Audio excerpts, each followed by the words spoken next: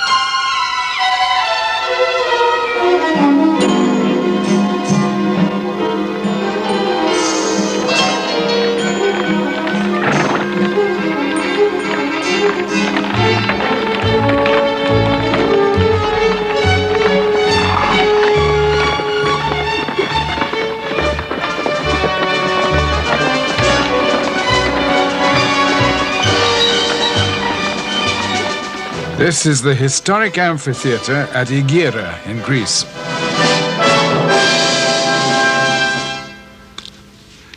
Imagine the scene. 320 years before the birth of Christ. Every seat on these terraces will be filled. There's a buzz of anticipation in the theater as the audience waits for the play to begin.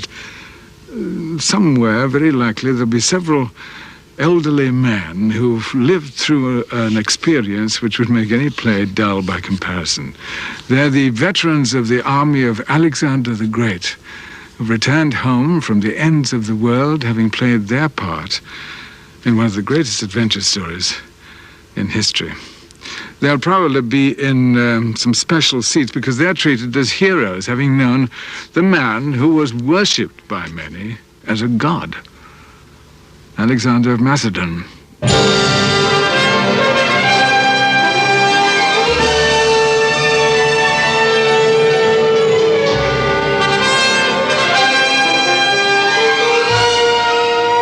He was born in the north of Greece, in Macedonia, where his father was the king and his mother the queen. By the time he was 32, he was dead. But in those few short years, he had changed the course of history. The life of this man is one of our civilization's greatest stories. What he accomplished then still has relevance to the way we live our lives today. His life certainly changed those who knew him.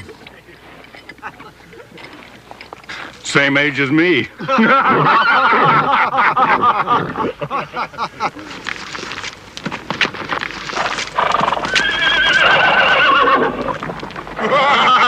Bit more life in him, though.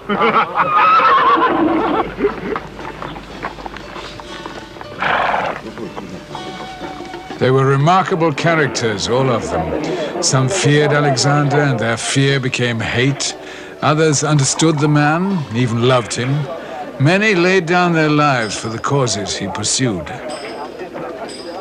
They all played their parts in one of the greatest adventures in history. The time wasn't right. His father was Philip II, King of Macedonia, a tough and experienced man.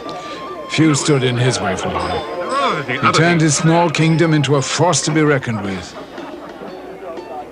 His mother, Olympias, a woman of strange passions. All her life she denied that Philip was the father of her child. Hephaestion, Alexander's closest and most trusted friend. And the one they called Ptolemy. He survived them all and became pharaoh of Egypt. Their enemy, the enemy of all the Greeks, was Darius, who ruled the mighty Persian Empire. Who had showed the slightest strategic or a tactical grasp. Demosthenes, the Athenian. He was no friend of Alexander's either. And all the others from that age so long ago.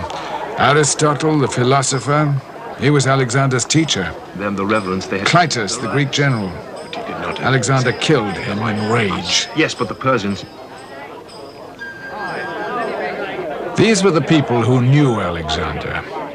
They're all here now because only they can tell us what really happened when Alexander the Great ruled the world.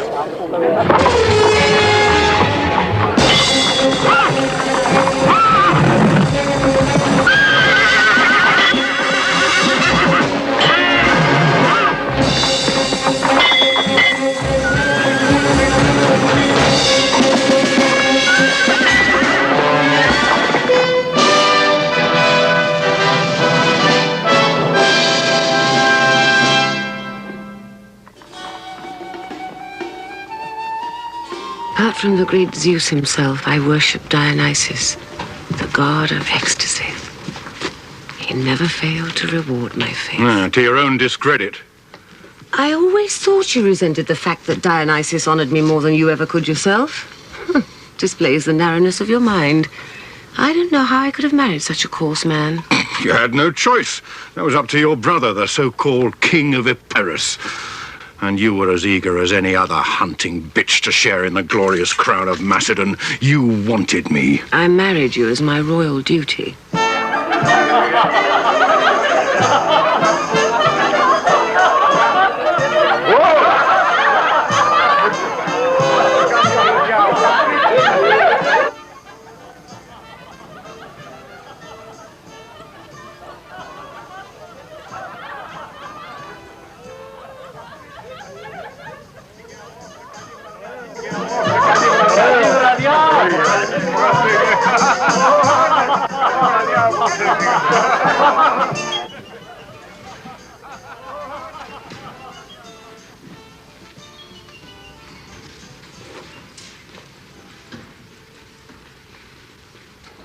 Here is my gift.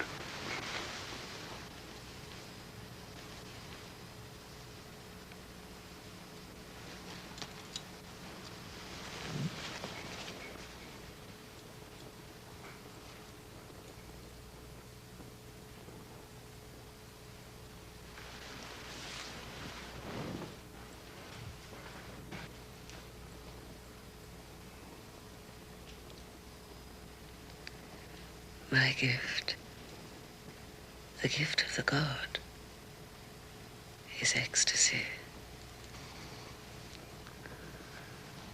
How do you learn of this? In the service of the god. Who taught you? Other servants of the god.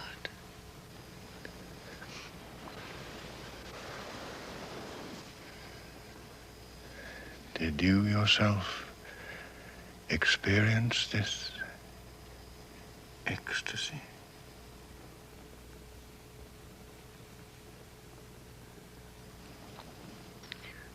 Describe it. It cannot be described. It can only be recreated. Resurrected. Resurrected, then? I cannot do so by myself. Through me? Only if the God will work through you. Will he? He might.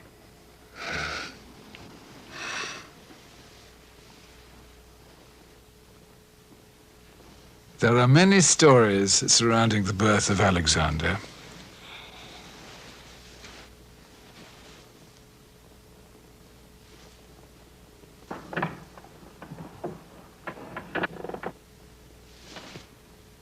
Philip? King Philip? My lord?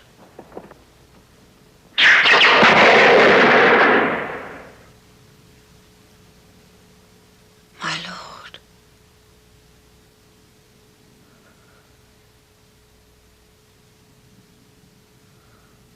My lord. It was the great god Zeus who appeared before me. In that instant, I conceived a son, and his father was king of the gods.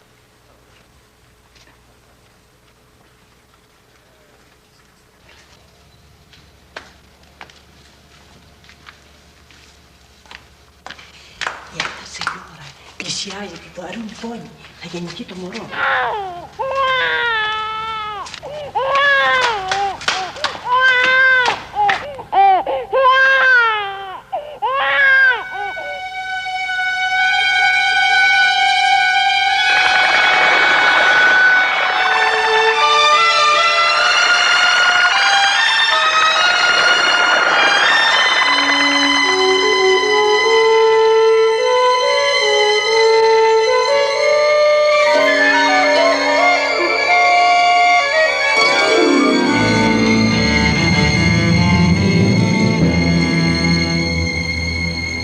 He was, they said, a bright and alert child. The world into which Alexander was born looked like this. And the land of Greece was made up of a collection of independent states. Here was Athens, down towards the south, and up here in the north, Macedonia, where Philip ruled. It is a wet and mountainous country populated mostly by shepherds and guarded, of course, by Philip's army. Their enemy, and the common enemy of all the city-states, was here in the east, Persia.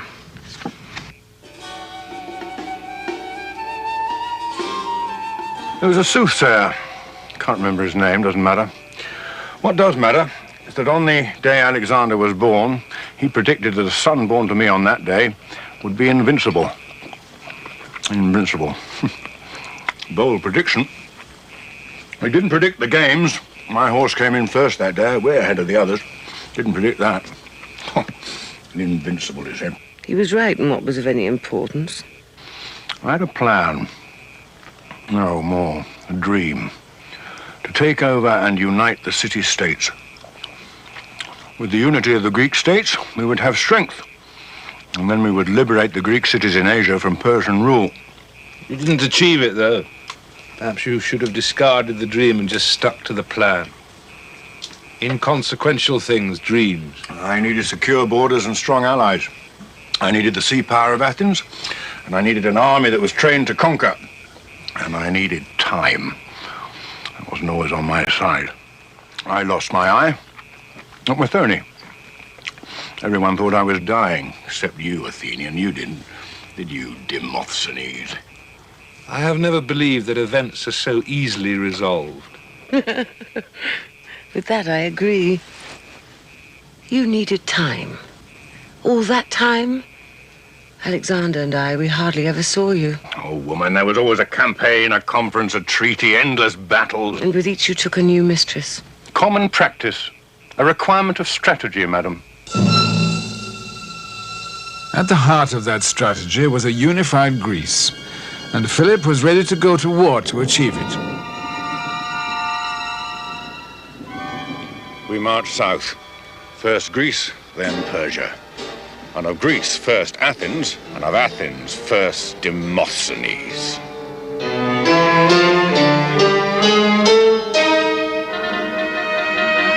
Hundreds of miles to the south, Demosthenes, the politician and orator, was waging his war of words in the marketplace of Athens. Have you watched Philip's rise to power? First he seizes Amphipolis, then Pydna and Potidaea. After that comes Methoni's turn. Then Thessaly, Thrace, a short rest. He is sick, he has lost an eye, they say. Athens, rest easy. But meanwhile, back at the royal palace, a boy is being raised. He is called Alexander. At the age of 7 years old, this innocent child interrogates the envoys from the king of Persia. Does he ask them about camels or the hanging gardens of Babylon? No. He asks them, what is the size of your army? How fast can your cavalry move? How long are your spears? Do you carry war machines? I tell you, men of Athens, another Philip is being raised. Watch this one. Watch him carefully.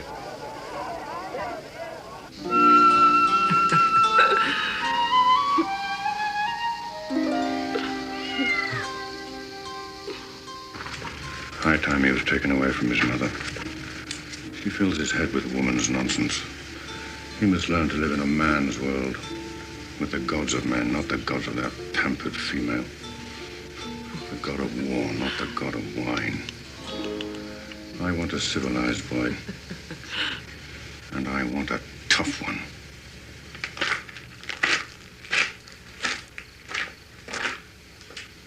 Philip chose Leonidas, an uncle of the queen. He could be trusted and knew what to do and how to do it.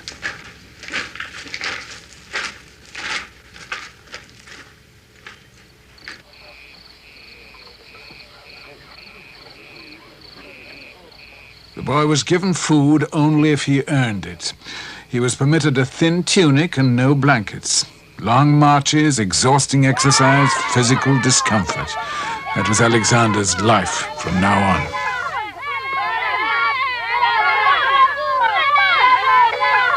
Stop!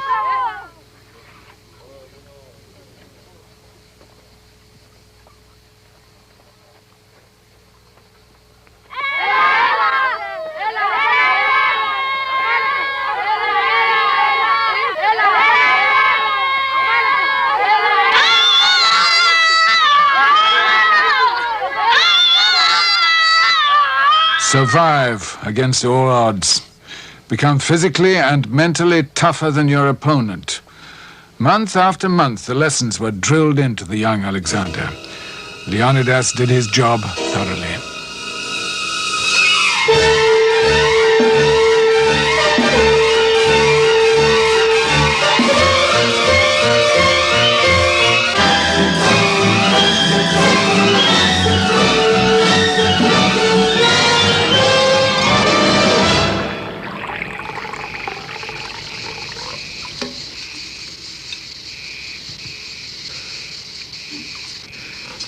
Alexander, how delightful of you to honor me when I was feeling so alone.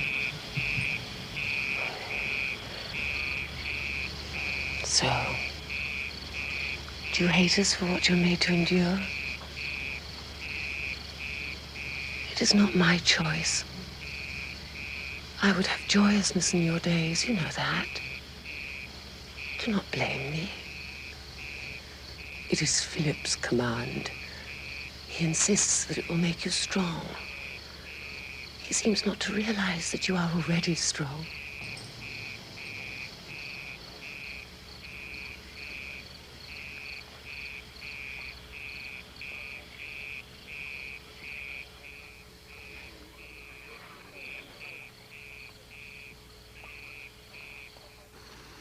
I prepared him well.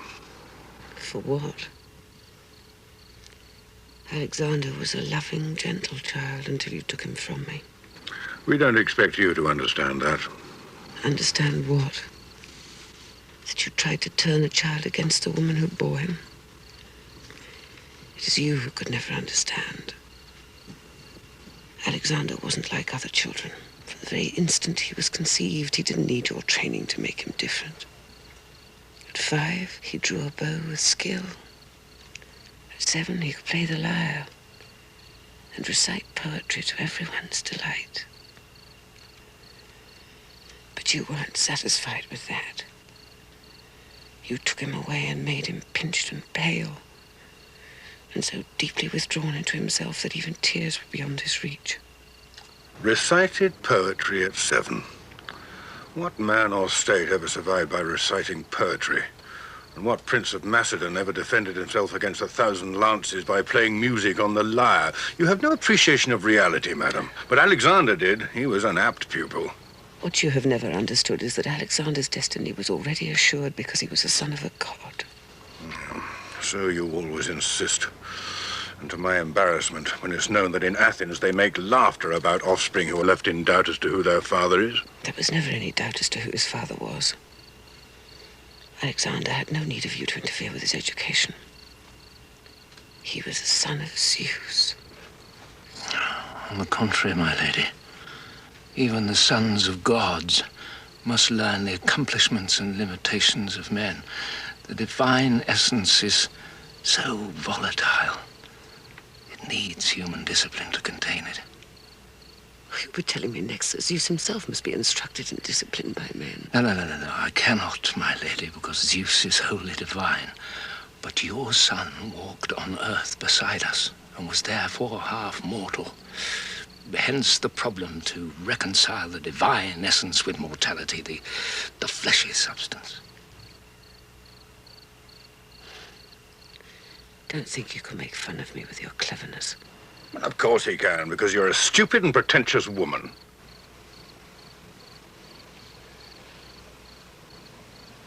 There is no doubt, my lady, that your early education and upbringing of Alexander didn't go unnoticed. At least by me. But the other education I received with him under Leonidas served him equally well. I believe both were at work when you sent for that war horse for him. Anyone could see at first glance the horse was completely wild.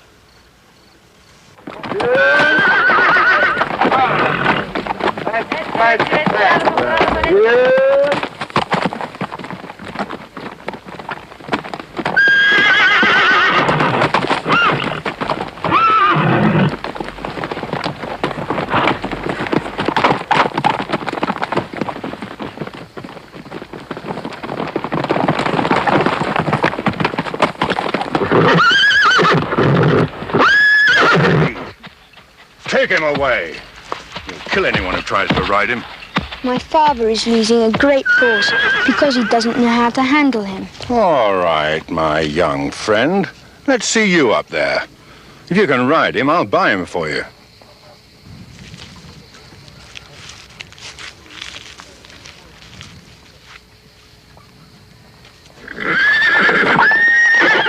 The young fool's got on him.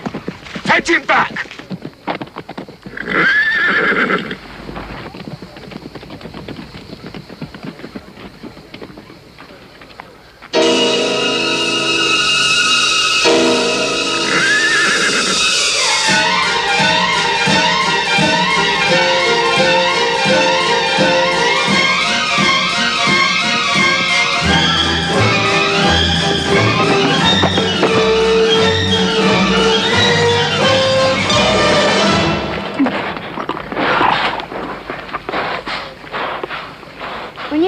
keep his head towards the sun.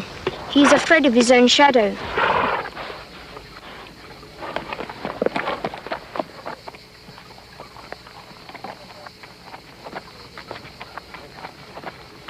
I do believe, Prince Alexander, that Macedonia may be too small for you. As a term of affection, Alexander called his horse Bucephalus, which means ox head, and he rode him into battle until the heroic animal was 28 years old. Spartan training and methods had produced a very remarkable young man who was well equipped to look after himself, but his education was by no means complete.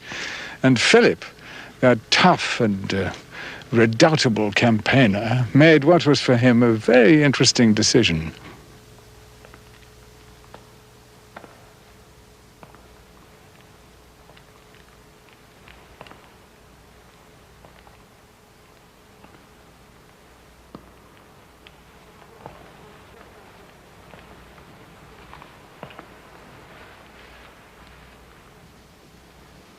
Aristotle? There are many men by that name. When you tell me which one it is you want, or why you want him, I may be able to answer you. The philosopher. All men are philosophers. Most of them bad ones. Sit down. Have some wine. No, thank you.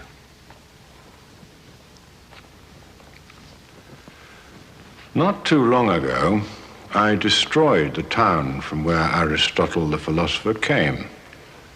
I offer to rebuild that town for its people and pay the philosopher handsomely into the bargain. In return for what? For his teaching.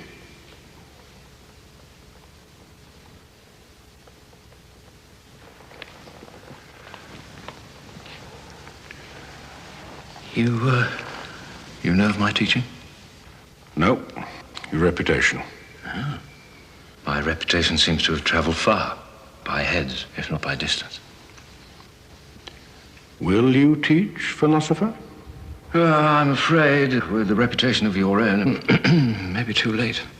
Your mind may have atrophied. It's not me I'm asking you to teach. It's my son, Alexander.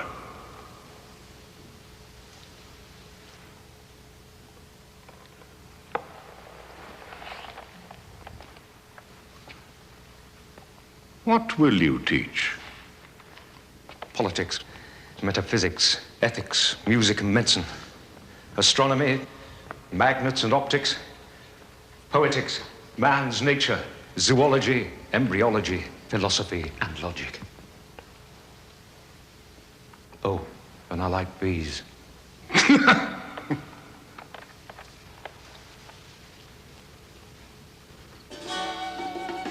Guarded, of course, by Philip's army. Their enemy, and the common enemy of all the city-states, was here in the east, Persia. Not at all.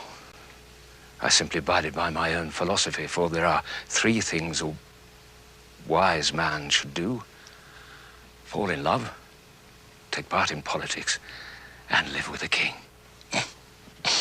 Well, you taught him. That's what I wanted. Yes. Alexander was bright and quick, a pupil of the most unusual caliber, whether mortal or divine.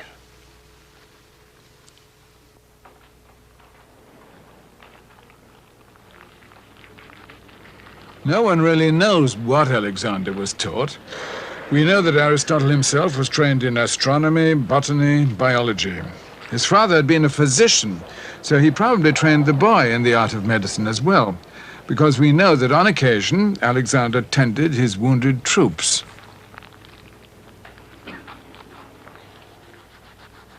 Together with the young prince, Aristotle also taught the class of youngsters who would one day become the Macedonian elite.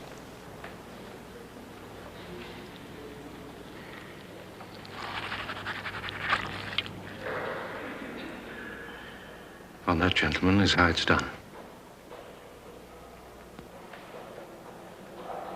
And now we come to the They grew from boys into men under the influence of their brilliant teacher. What are the qualities which make a king? Answers, please, gentlemen.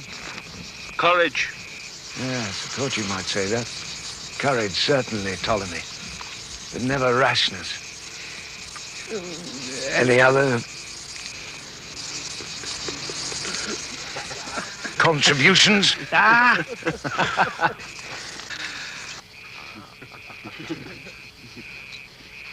Authority. Yes, authority. But authority tempered by justice, and justice in turn tempered by... Mercy. Loyalty. Yes, but not blind loyalty and feasting.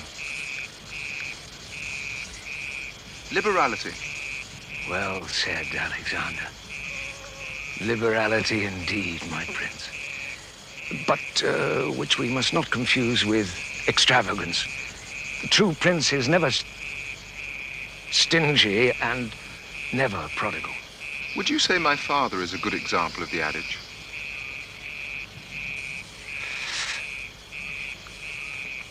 Your father must proceed according to the nature and amount of his assets, Which he alternately hoards and squanders. Is that liberality? Your father saves his assets against his needs and spends them when he must to meet those needs. When he conquers Persia, he will have far greater resources, and we may all of us expect a more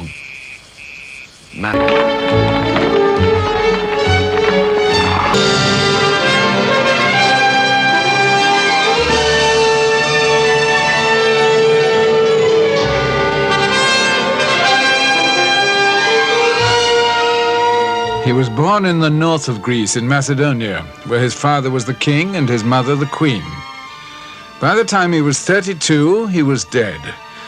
But in those few short years, he had changed the course of history. The life of this man is one of our civilization's greatest stories. What he accomplished then still has relevance to the way we live our lives today. His life certainly changed those who knew him. Same age as me.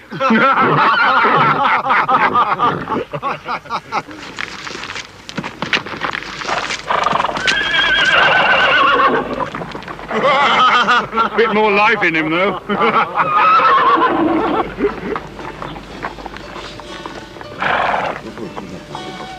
They were remarkable characters, all of them. Some feared Alexander, and their fear became hate. Others understood the man, even loved him. Many laid down their lives for the causes he pursued. They all played their parts in one of the greatest adventures in history.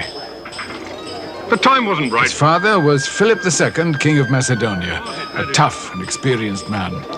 Few stood in his way for long. He turned his small kingdom into a force to be reckoned with. His mother, Olympias, a woman of strange passions. All her life she denied that Philip was the father of her child. Hephaestion, Alexander's closest and most trusted friend. And the one they called Ptolemy. He survived them all and became pharaoh of Egypt. Their enemy, the enemy of all the Greeks, was Darius, who ruled the mighty Persian Empire. Would show the slightest strategic or a tactical grasp. Demosthenes, the Athenian. He was no friend of Alexander's either. And all the others from that age so long ago. Aristotle, the philosopher, he was Alexander's teacher. Then the reverence they had... Clytus, the Greek general. Alexander killed him in rage. Yes, but the Persians... These were the people who knew Alexander. They're all here now because only they can tell us what really happened when Alexander the Great ruled the world.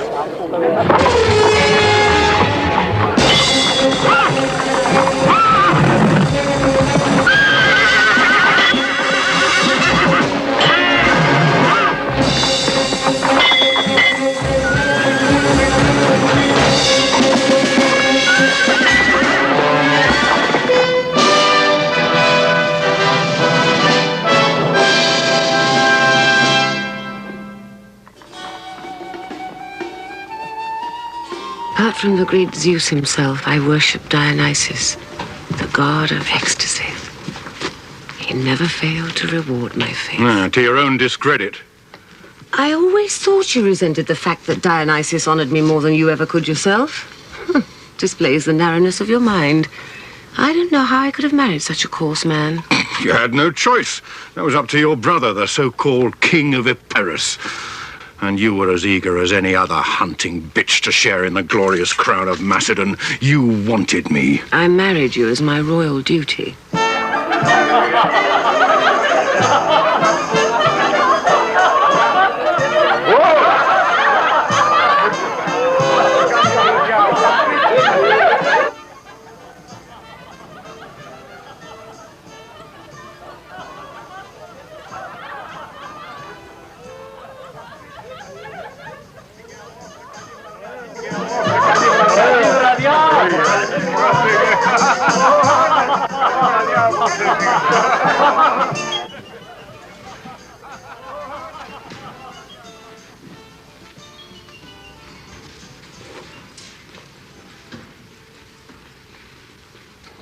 Here is my gift.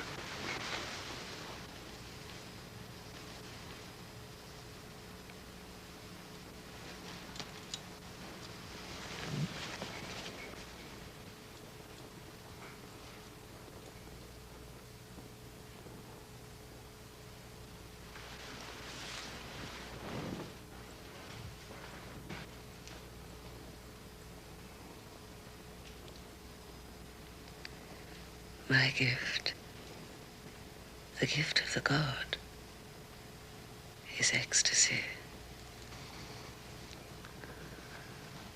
How do you learn of this? In the service of the god. Who taught you? Other servants of the god.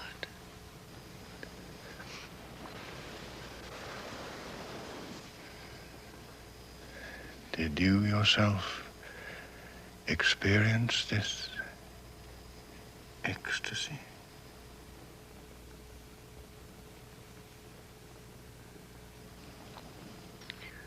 Describe it. It cannot be described. It can only be recreated.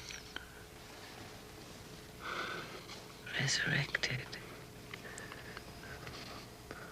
Resurrected, then? I cannot do so by myself. Through me? Only if the god will work through you. Will he? He might.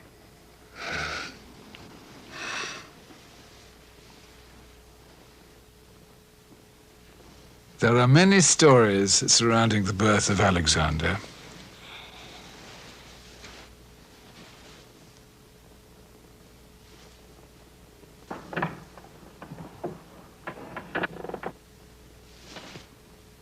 Philip? King Philip? My lord?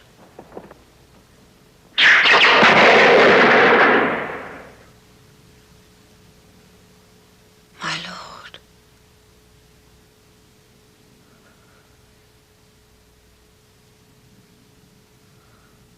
My lord? It was the great god Zeus who appeared before me. In that instant, I conceived a son, and his father was king of the gods.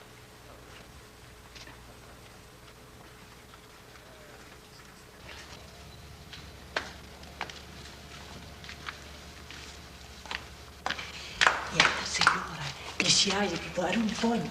Θα γεννηθεί το μωρό.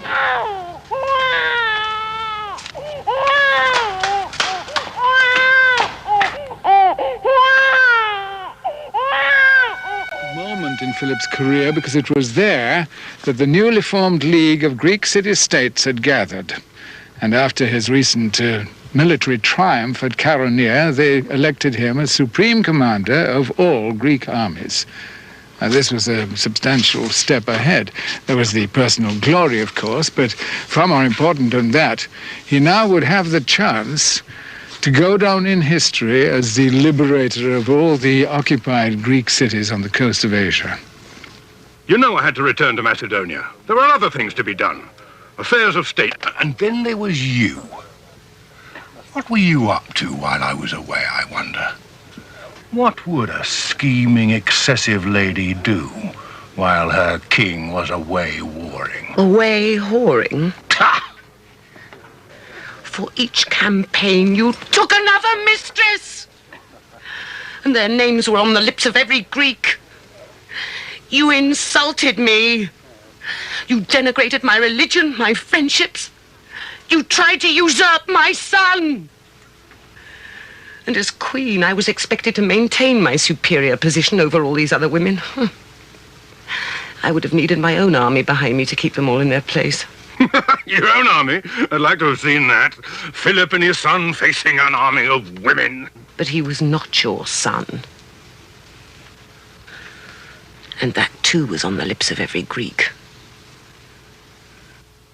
While I was away, you intrigued for power. Were you afraid of me? You schemed for power for yourself, and you lusted after my throne for your so-called son of Zeus. So afraid that you returned to your kingdom to take a new young wife. The niece of Attalus. You thought you'd produce an heir to the throne by her and cast out my son. Were you that afraid of Alexander, too?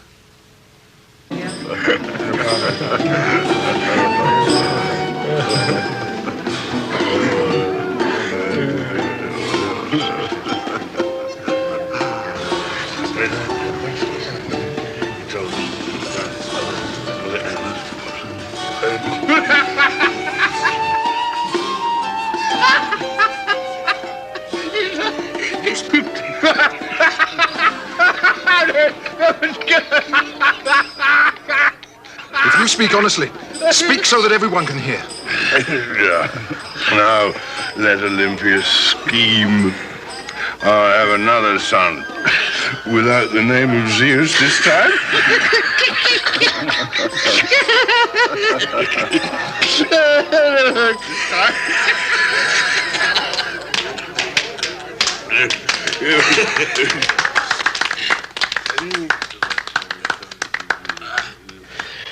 A toast! A prayer for the wedding night.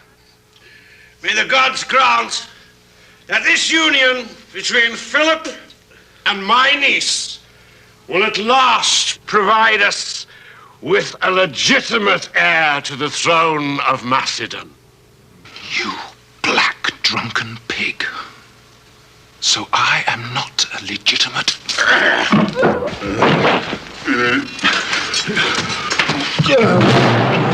Just look at this gentleman. My father, Philip of Macedon, who says he will cross the seas to defeat the Persians when he can't even cross the floor from one couch to another.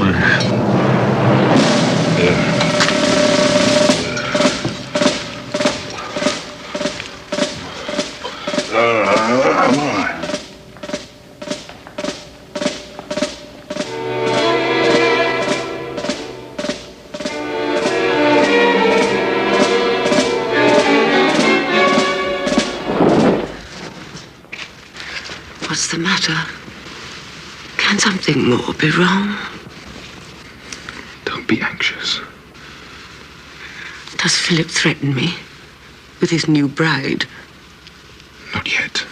Collect your treasures. I will not have you stay in this house. The house of a drunken fornicator. Collect your treasures. If he accuses me of intrigue, it's because he's afraid of you. He sees in you the king he could never be. Well, he may be rid of me, but never you, my lord. Never.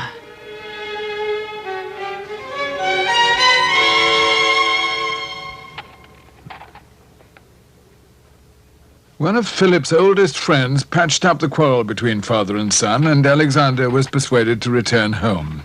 But his mother stayed with her brother, the king of Epirus. Philip had one other son beside Alexander, who was the result of a liaison with a girl from Thessaly. And according to some authorities, the boy was a half-wit. But be that as it may, one day around this time, Philip received a message from a high-ranking Persian Greek offering a daughter in marriage. So Philip decided that he'd marry off his allegedly half-witted son. For one thing, that would give him an excellent foothold on the Asiatic side of the Aegean Sea from which to launch his great crusade against Persia when the time came.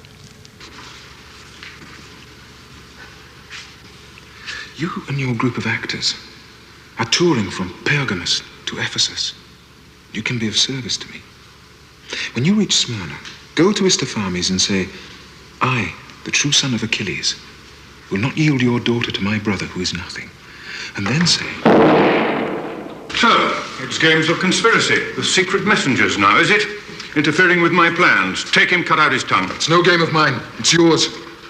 You offered my half-wit brother in marriage in preference to myself, in order to dishonor and discredit me. I'll have no more from you. If you cut out all the tongues in Greece, you could not conceal the truth. Your design is to lessen my name as far as Asia, in order that it is not feared by the barbarians before the name of Philip. Enough. That marriage was rightly mine. If it is a challenge you seek, make it openly. If you're not all 50 miles away from here by dusk, I'll have the guards cut out your livers by the following sunrise, and that includes you, oh true son of Achilles.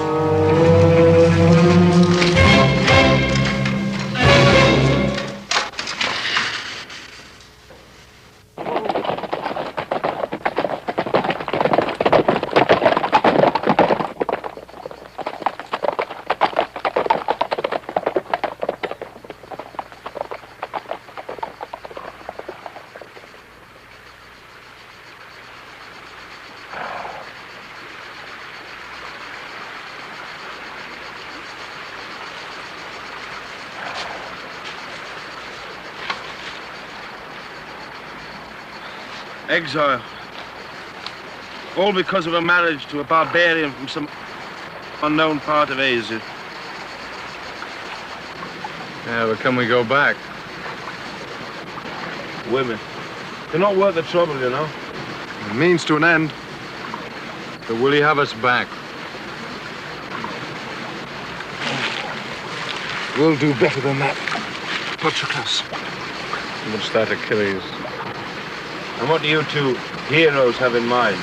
Well, he won't let me marry a Persian satrap's daughter. It means he has plans for me. He'll take me back. And what about us? You as well. But it's not us I'm worried about. What do you mean? It's my mother, Olympias. What plans does he have for her? Olympias, still in Epirus, prayed to the gods and waited. It was no secret that Philip had decided to get rid of her, but at the same time he wanted to avoid a rift with her family.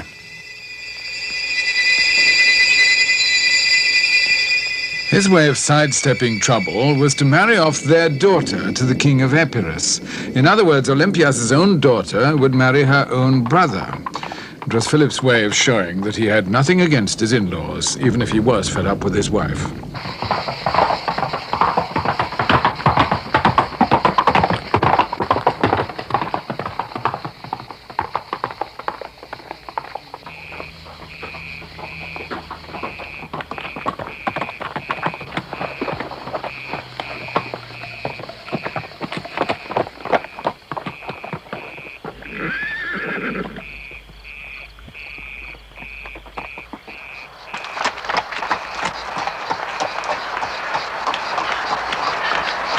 I'm not to be invited to my own daughter's wedding. Oh, my lady. The messenger said the celebrations will be spectacular. Games and prizes for poetry, contests for drama, The sacrificial procession of the 13 gods. 13? You mean 12? 13, my lady. You mean he's at last decided to give Alexander the recognition he deserves? No, my lady. It is the statue of Philip that is to be carried with the other 12. Philip? Philip?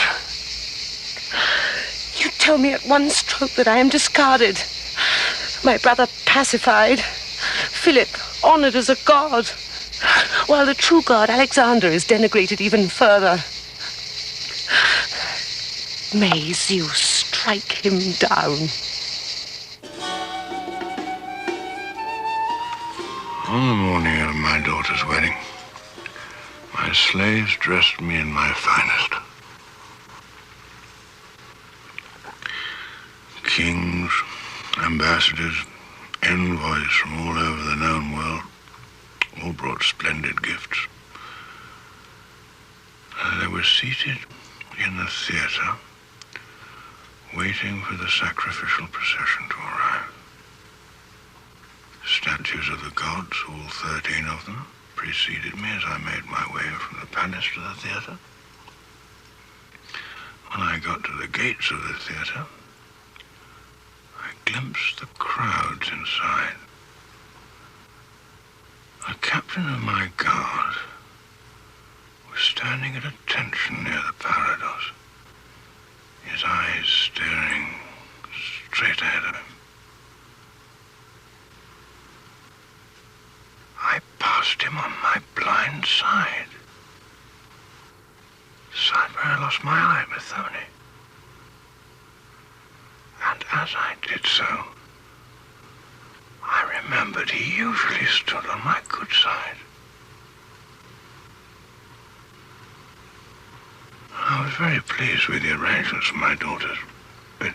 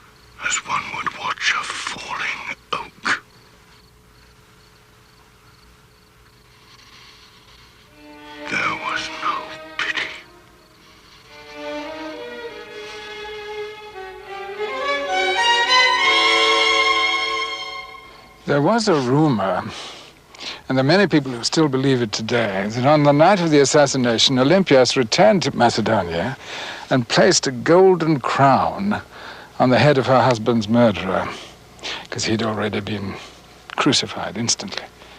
And later, it's said, she secretly buried the murderer on top of her husband as a sign of contempt. But nobody really knows. When Alexander was 7 years old, his father ordered that he should be removed from his mother's care. He wanted the child trained in a tougher place than home.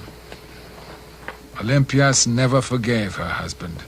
Spartan training produced results. Before he was much older, the child had been taught how to kill with his bare hands.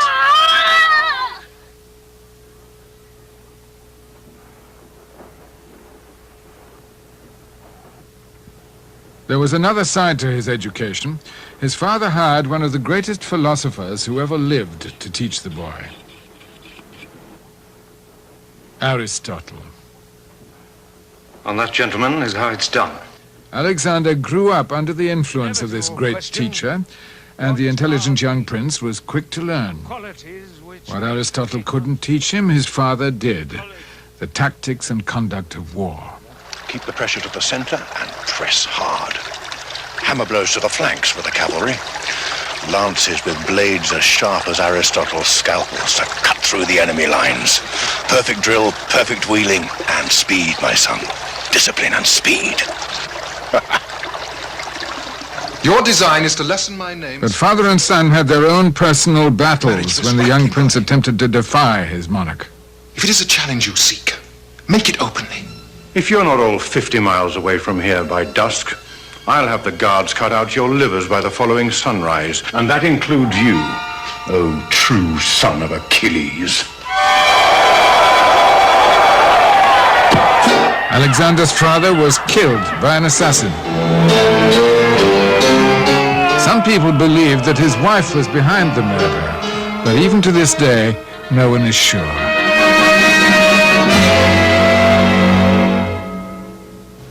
While the blood-stained body of Alexander's father, Philip II, was still lying in the theatre at Aigai, his favorite general, Antipater, was making ready to present the 20-year-old Alexander as the rightful heir to the throne. There were other pretenders. Alexander's cousin, Amyntas, could have made a claim, being a pure Macedonian. He was killed instantly. Two others, princes of Lyncestis, were also cut down. According to Macedonian custom, the new ruler had to be elected by the army. They had no hesitation in voting for Alexander.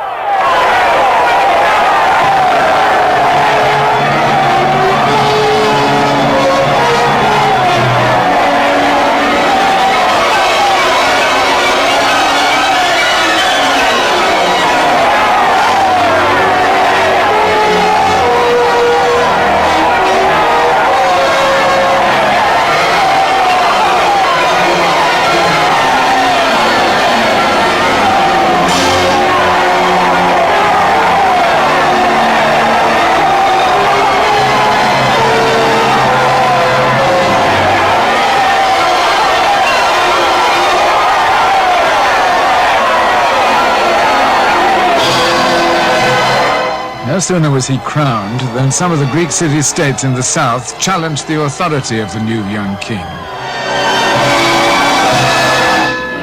It was a critical time for Alexander, the first real test of all his training. He moved his Macedonian army south. Speed and surprise were the tactics. He found the route was barred by impassable mountains, but he was not going to be beaten so early in the game. He ordered steps to be carved in the rock face so that they could get across.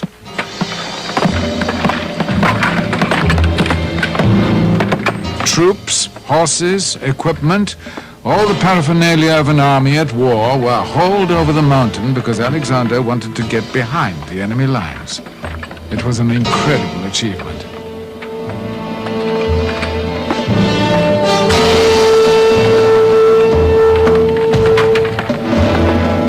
Like his father before him, he would allow nothing to stand in his way.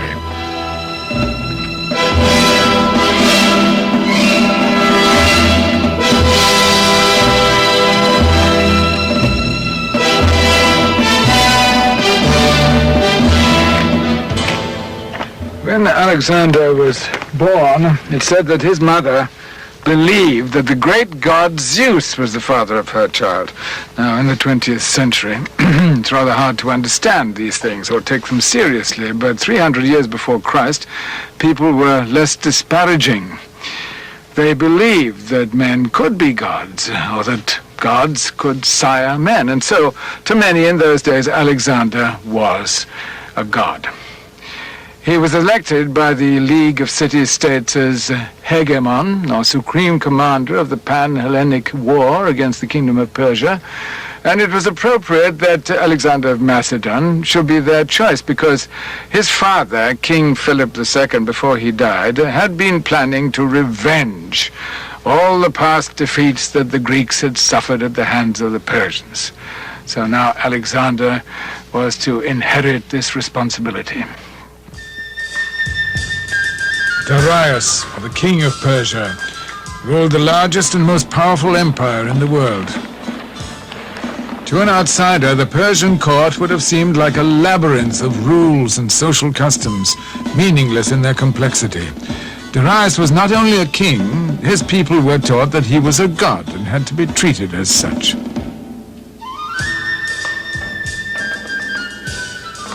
His spies had reported to him, so his army knew about the Greek plans. They were not concerned. They were well able to deal with intruders.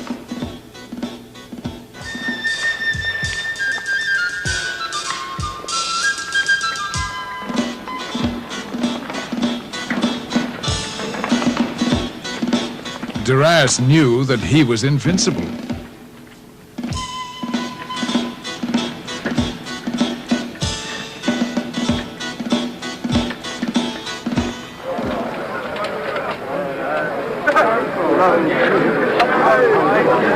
In the spring of 334 BC, Alexander set out at the head of the most powerful army ever assembled against an enemy of Greece.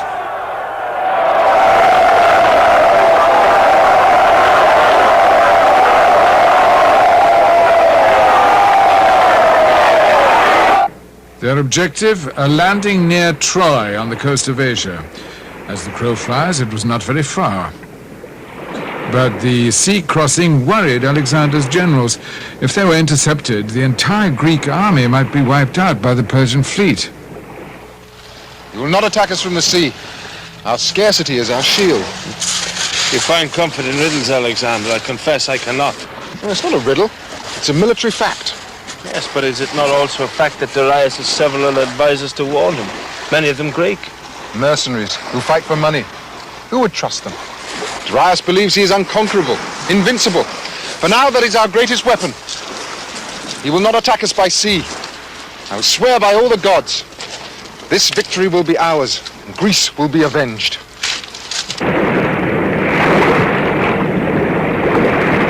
Alexander, the young Achilles, was ready for what he had been trained to do.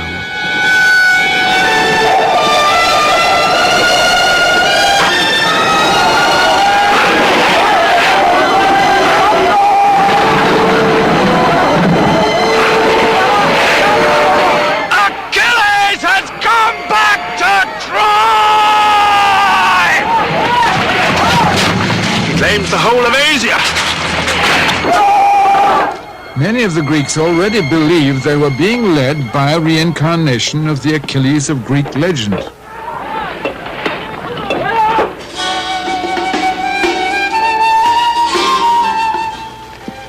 The noble Alexander behaved towards all Greeks as one would expect of him.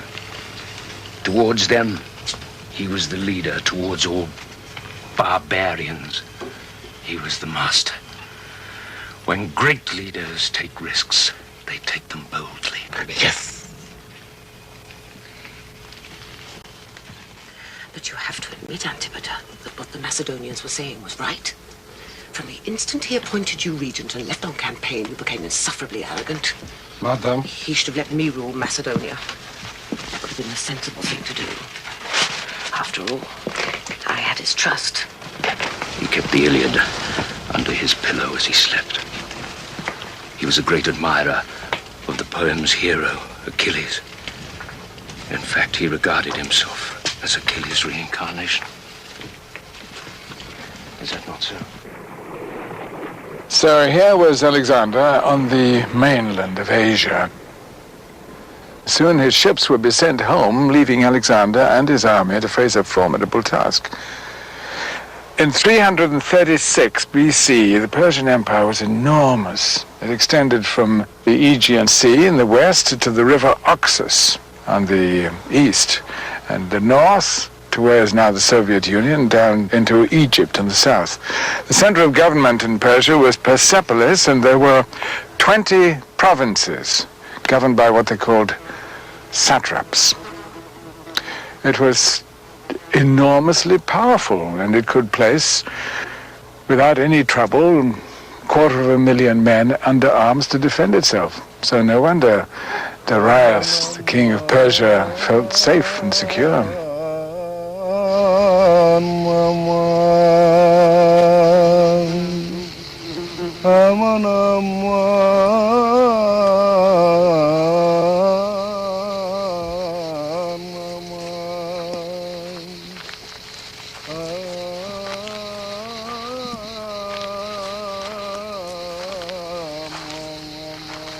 Tell me, Bagos, what has been whispered in the tents of these satraps? The landing of the Macedonian Alexander at Troy is on their lips, my lord. I knew he was coming. I allowed him to enter. He marches. I know. And the further, the better. I will allow that too. And when he has come far enough, his army will be exhausted, and his supplies dwindling. Then my Persian army will slay them and slit open their empty Greek stomachs.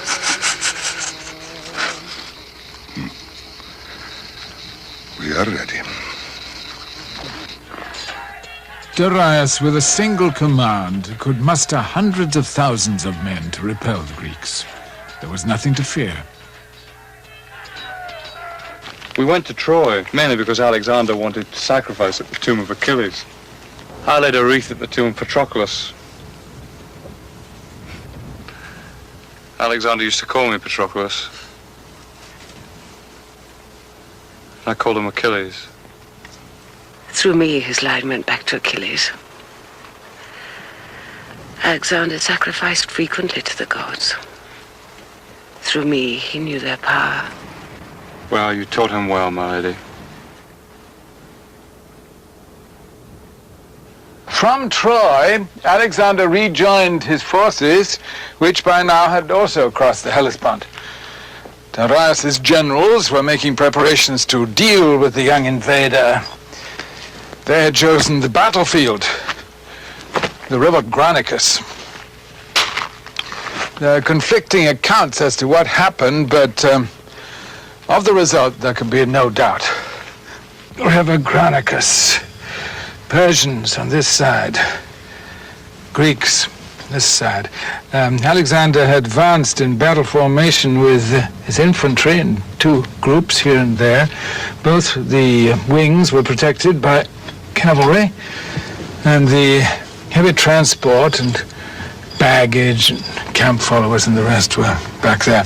The Persians faced them from the banks of this steep river. They were commanded by an odd assortment of men. There was Memnon, the mercenary general, who was tough and experienced in battle, but most of the others were provincial governors and relatives of Darius the king, and could well have been appointed more by virtue of their social status than for their military skills, but they had a superb defensive position. Steep banks of the fast-flowing and very deep Granicus. For Alexander, there are all the signs of being an extremely difficult and very tough fight. The disadvantages are getting across and gaining those steep, slippery banks on the other side. But once there, the advantages will be ours. Our men are superior fighters, and our long spears are much better weapons than the light lances of the Persians. Each man knows his duty, and will be prepared to die in order to ensure the victory. Our advance will lead through the center. Parmenion will command the left, and I will command the cavalry on the right. The Persians have offered a prize to any man who can kill you. If you must fear Ptolemy, don't fear for me.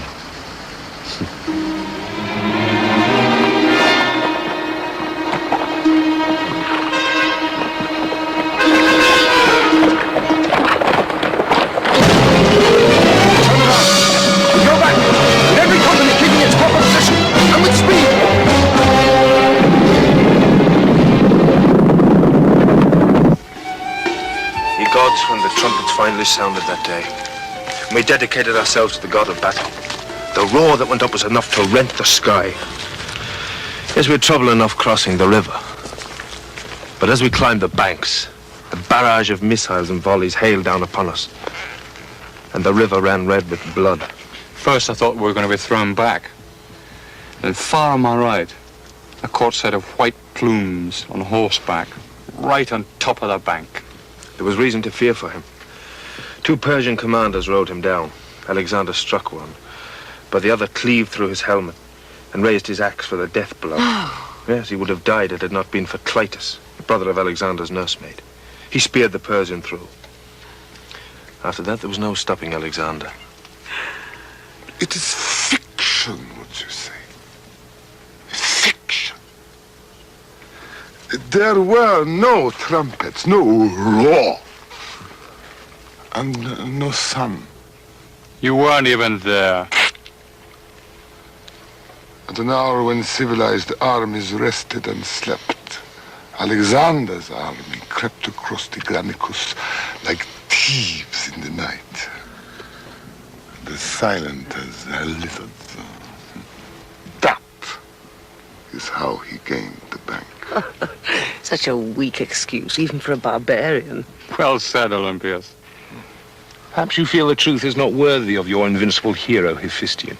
Oh, I grant you that in battle Alexander showed courage and leadership, and he did win. But as to how he achieved victory at Granicus, a myth, all of it. Your tongue twists too far in search of envy, Demosthenes. It was a glorious victory.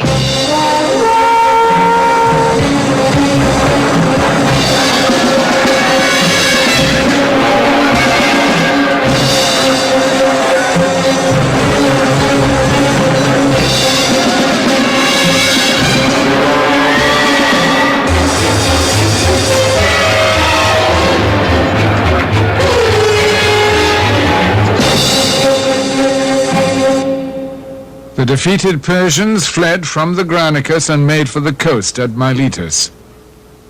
The victorious Greeks went south too, towards Sardis, and they were ready to fight for the town, but there was no need. Their advance guard was met by a Persian commander who surrendered at once.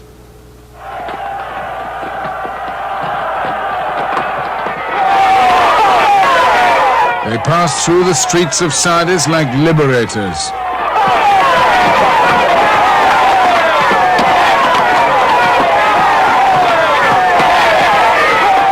Pursuit of the defeated enemy was the maxim, a tactic that spread fear before him like a flood clearing a passage. After Sardis, cities fell one after another like dominoes.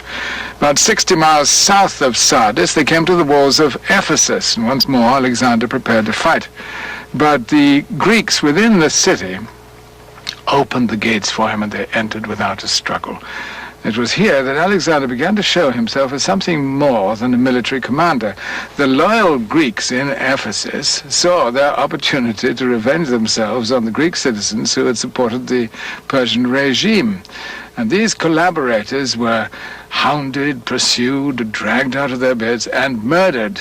Alexander put a stop to that. There'd be no more bloodshed, he ordered, and for good measure, no more taxes, no more tributes. He established a democratic government to replace the Persian dictatorship. It was a diplomatic triumph to set beside his military conquests. Another 50 miles south, and they came to the city of Miletus. Alexander attacked, breached the walls, entered. There was no massacre. Looting was forbidden. Instead, he pardoned the citizens. He even pardoned the Greek mercenaries who defended the city against him. You've never done that before. It was very good public relations. The legend of the beneficent conqueror was beginning to spread. They'd already come a long way, and the city of We were all worried. If Memnon succeeded, and the Persian fleet had been able to blockade the ports, we would have had to return to Greece to protect the mainland. Alexander wrote and told me of his concern. It was a dilemma. We were going to capture the Persian ports, so their fleet had nowhere to go.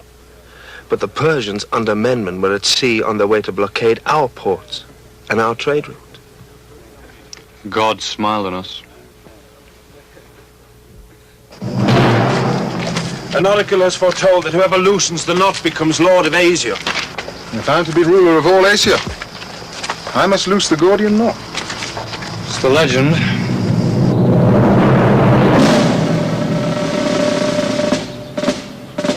Does the legend tell of any constriction? Not that I know of.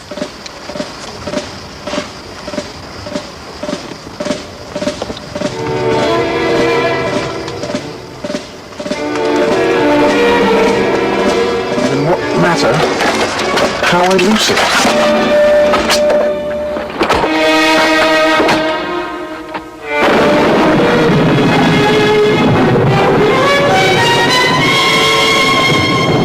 As they moved forward, they had an extraordinary stroke of good luck. Well, lucky for them.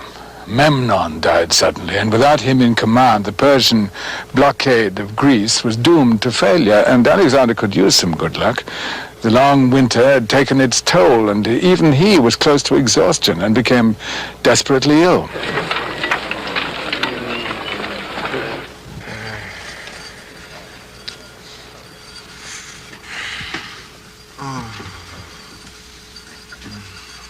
I think you should read this at once.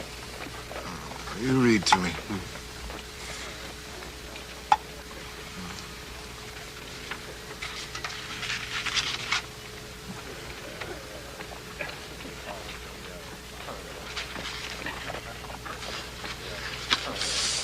It's an interesting letter here, physician. From Parmenion. He tells me Darius has offered you a large sum of money to poison me. Here. Read.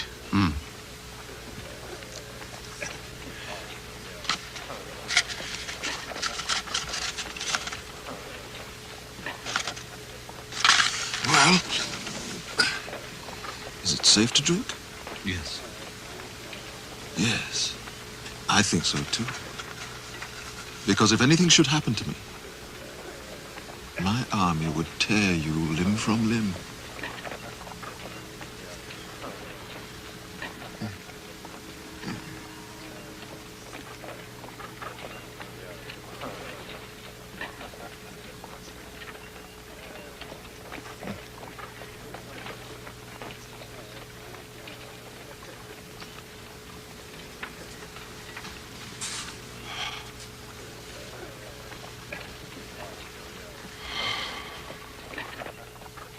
Of course, the medicine was not poisoned, but no one could have been absolutely sure, least of all Alexander. It was his somewhat hazardous method of showing that he trusted his men with his life.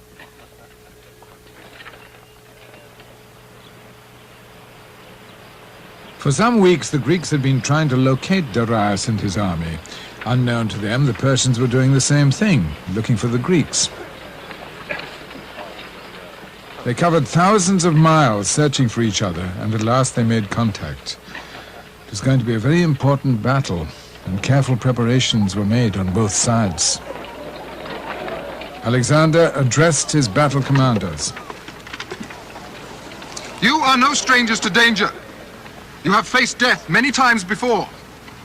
The battle today will be against an enemy you have beaten before.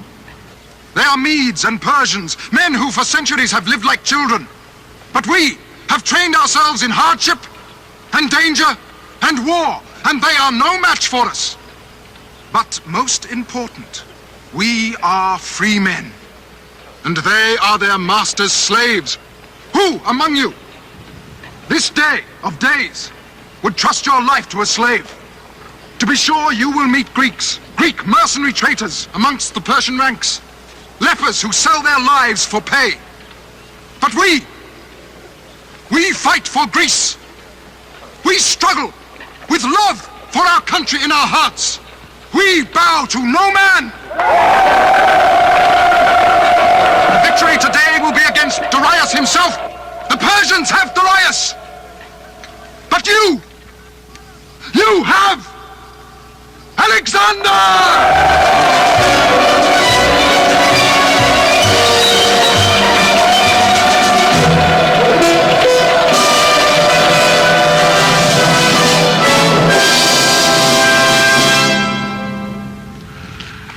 On or about the 1st of November in the year 333 BC, the two armies came face to face with each other at a place called Issus on the easternmost end of the Mediterranean. Alexander was vastly outnumbered by the Persians in a place which was geographically rather like this. On one side was the sea, on the other the curving foothills and the mountains beyond, and directly in front of Alexander, coming across, going down into the sea, was a river. Beyond that, Darius and his army. Down the center, there was a flat stretch of ground about a mile wide. Both armies could see each other quite clearly. Battle in those days was rather like a game of chess. You could see all the pieces on the board, but you still had to keep a sharp lookout. In this case, for instance, Darius tried to circle some troops round behind the mountains to hit Alexander's rear. Alexander blocked that. His problem, as far as he could see it, was going to be the river, which was swollen from recent rains, which made the banks very slippery, bad fighting ground for his foot soldiers, so he decided to rely on cavalry and lead the charge himself. On a signal from Alexander, the cavalry broke into a gallop and headed straight for the river. Darius sent off his cavalry on both flanks at the same time. Alexander's men collided with the oncoming enemy with immediate success. The Persian archers and their light and heavy cavalry fell back and left a big gap in the Persian line. The Greeks immediately swung their horses round and made for the Persian center. They charged in the form of a wedge. The point rider was in command, and the others, paying no attention whatsoever to the enemy, followed in formation at a tremendous speed. It was like blasting a hole in the enemy defenses. As soon as they got round behind the front lines, they were able to create any amount of havoc among the foot soldiers who were waiting their turn to get into the fight. That troop of cavalry, who were called the Companions of Honor, were the finest cavalry in recorded history. Imagine the scene. Tens and thousands of screaming men intent on killing each other. There's a welter of spray and mud and falling bodies and dying horses and blood all over. At the other end of the line, down by the sea, Alexander's brigades had held their positions, and now they too managed to break through. So that was the beginning of the end. Darius, realizing that he was being attacked by cavalry from both ends at the same time, decided to turn his chariot and make a run for it. There's a story which is rather hard to believe, that as he was swinging his horses round, he and Alexander caught each other's eyes for a moment. Be that as it may, Alexander carved a path for himself and gave chase.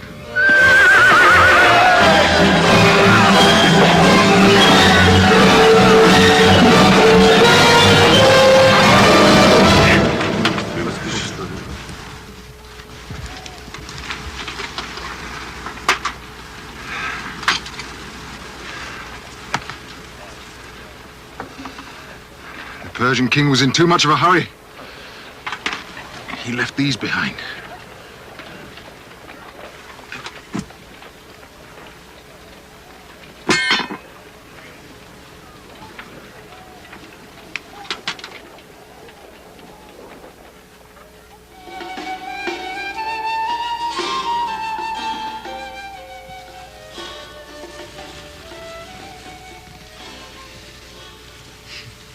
Darius fled. But his family wasn't so fortunate.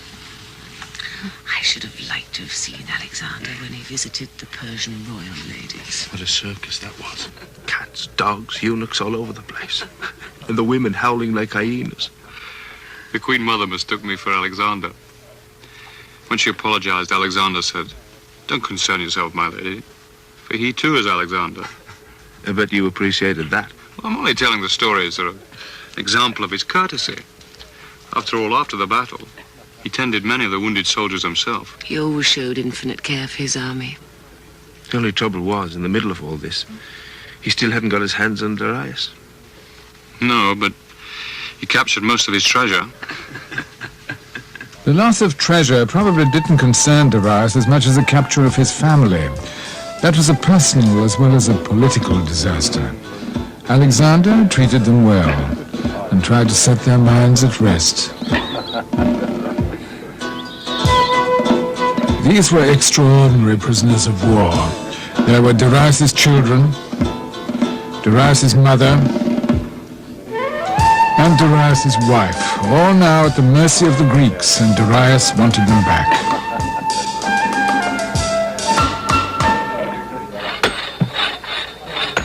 He sent messages to Alexander's headquarters offering to make a deal for their return. Yes, it's all very well for Darius to send envoys offering friendship in return for the release of his wife and family. But can he be trusted? I think not. Not while he has escaped us and is now at the other side of the Euphrates with several thousand men under arms. Scribe, here is my reply to the defeated Darius.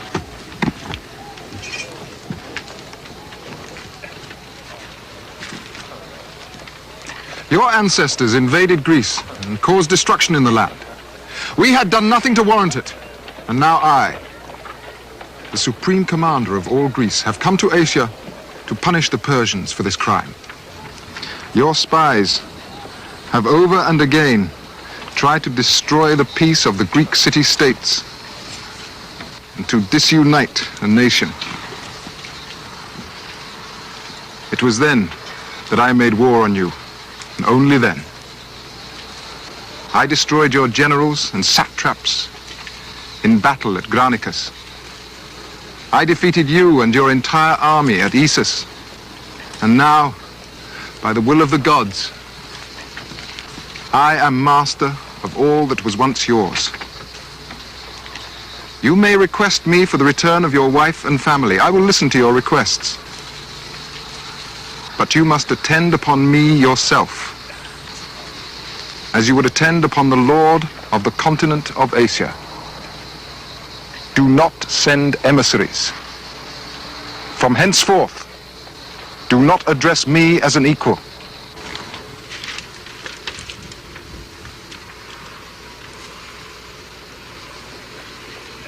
Everything you own is now mine. All your possessions are now mine. Tell me what you want, remembering who I am and the proper form of address and behavior, or I shall treat you like a common criminal. Should you decide to fight me for your throne, stand and fight. Do not hide. For be certain, wherever you run,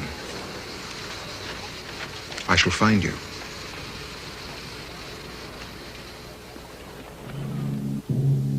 They didn't wait for a reply. Alexander moved his army south toward Tyre. It was a strategic port, and he thought he might capture some of the Persian fleet at anchor there.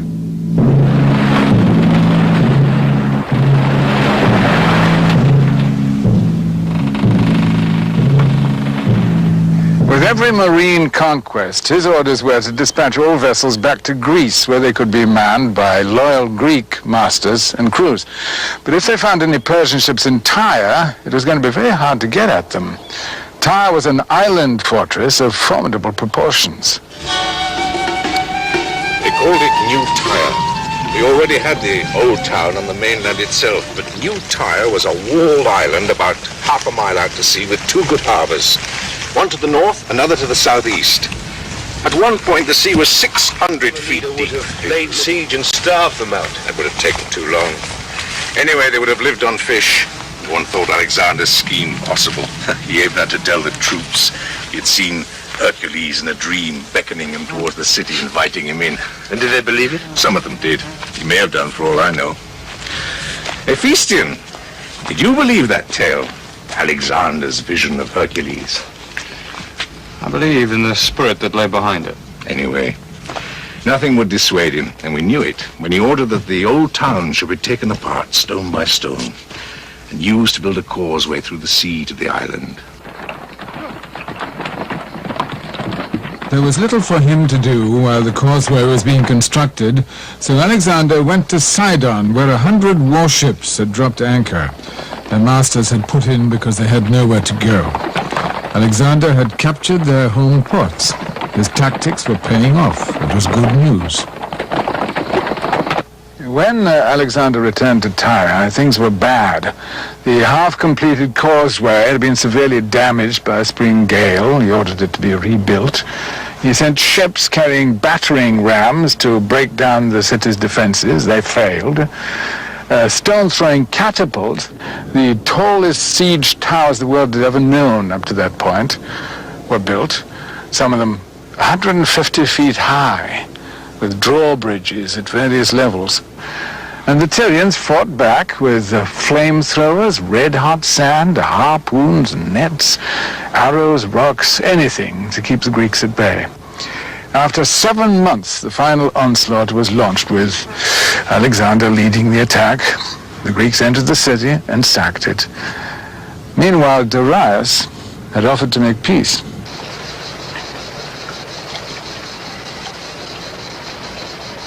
Our lines are too stretched to even think of advancing any further. It's not a good idea, Alexander. Not with an army the size of ours. That's what they said before Tyre. But this is different. The Persian king has offered to surrender all the western provinces. It's a good offer. Why don't you accept it? Scribe, take this message to Darius. From Alexander, Lord of Asia, to Darius.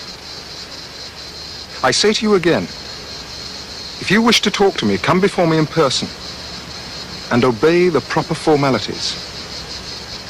If you want to ask me for mercy, ask me yourself. Do not send emissaries and letters. The Greek army moved south again toward Egypt. Alexander was still after the Persian fleet, and he wasn't going to give up until he'd got it. But when he reached Gaza, he ran into trouble, and Alexander was wounded.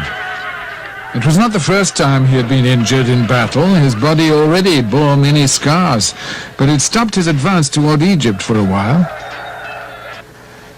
Alexander had good reason to believe that the conquest of Egypt would have been no easy matter, since his adversary, having been born and brought up in the desert, had developed a style of desert warfare which he and his men had never encountered.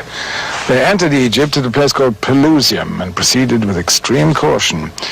When they finally made contact with an Egyptian force, they took up battle order and continued to advance. The Egyptians advanced too, but in no battle order that he or his men could recognize. They looked more like a rabble than an army. When they were only a short distance apart, the Greeks stopped, held their positions, tense and wary. In front of them, the Egyptians, hundreds of them, milling around in the dust. And then, from the middle of the crowd, someone threw something. At first, nobody could see what it was. It fell in the dust, and the leading Greek horses skittered about. And then suddenly, the air was filled with missiles, multicolored missiles, which floated gently down around the Greeks. The Egyptians were bombarding them with flowers. Soon there were thousands of Egyptians running out to the edge of the desert, cheering and strewing flowers as the conquering army moved on. It was a triumphant entry. Egypt belonged to Alexander.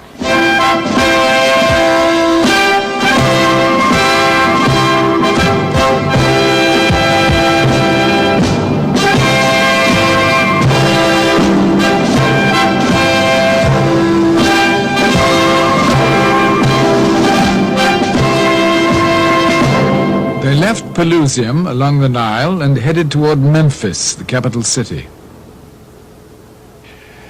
There, the high priest of Memphis named Alexander the true pharaoh, the son of the living god Ammon-Ra, and by virtue of that, he was, they declared, a living god himself. It was then that he founded the city which still bears his name today, Alexandria, on the delta of the River Nile. The story is that Alexander laid out the plan of the city himself. He instructed the architects on what he wanted, and they did his bidding.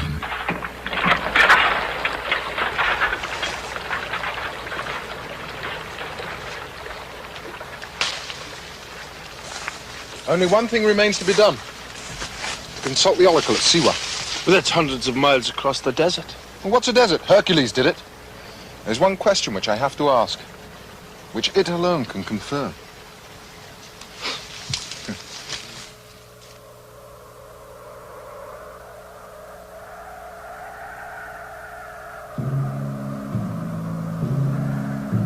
The desert crossing to Siwa turned out to be even more difficult than Ptolemy had suggested. It was a hellish place. They ran out of supplies and water.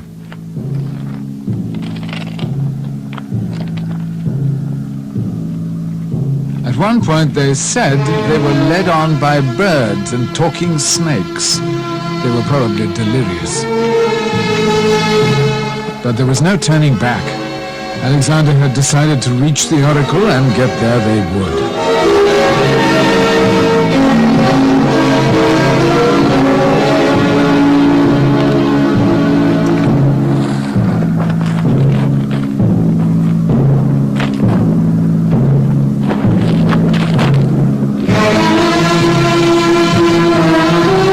All seemed lost. They were saved by a sudden downpour.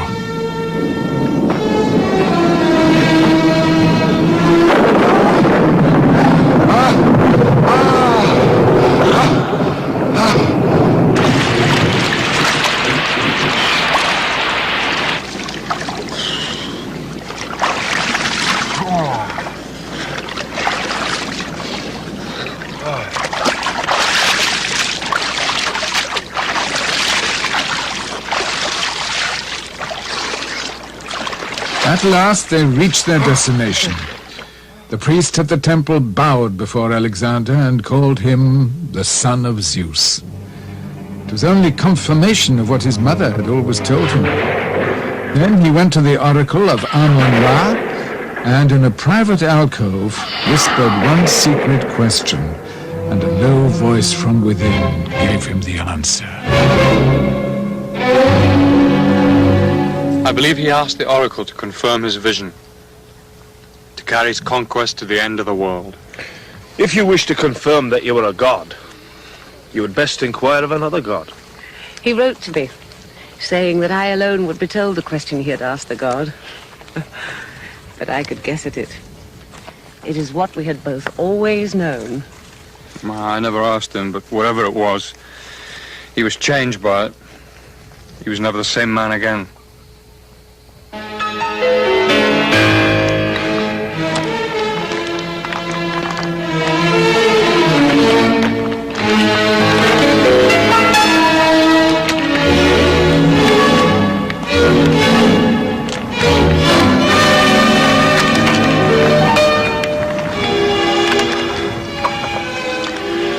He's not with us anymore. He's thinking about the future. What is his future?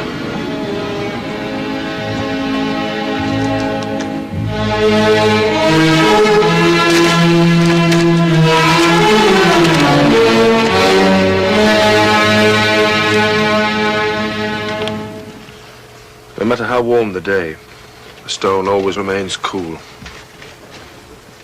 This came from Siwa? Yes, the priest at the oracle gave it to me before we departed. What did they give to Alexander? The answer to his question, whatever that was. But he seemed pleased. And changed by it? Yes. He was different after Siwa. Alexander was always different. You heard the priests yourselves. They confirmed it. His army followed the light of the god in him. That's why men so willingly laid down their lives. Oh, yes, my lady. There's some not so willingly as others. It was spring. Alexander was now 25, a brilliant young battle commander. He led his troops out of Egypt and headed north towards Tyre. Everybody knew what was in his mind now. The final showdown with Darius. Then he stopped and waited. He made no move. Weeks went by.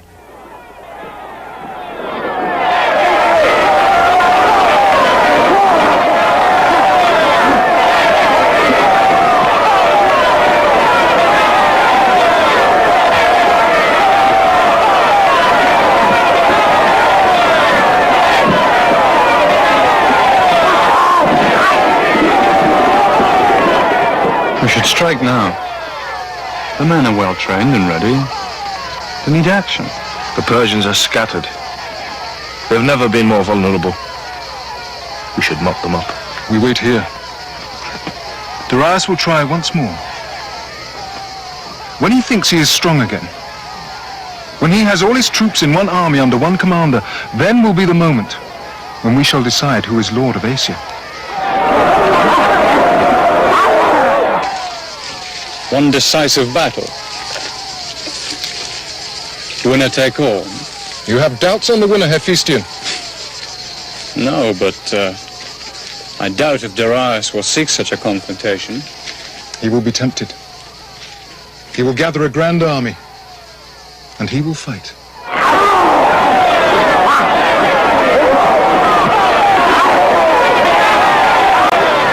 Such a rigorous tuition. He was bright and learned well under Aristotle's aggressive teaching. To be ungenerous in one's thoughts, my prince, is another form of stinginess. It doesn't become you. Straight to the heart of the enemy. What Aristotle couldn't teach Alexander, he learned from his father. Philip had invented a new style of warfare, and the king made sure his son understood it. Straight to the heart of the enemy. One morning, when he was on his way to his daughter's wedding, Philip was brutally assassinated.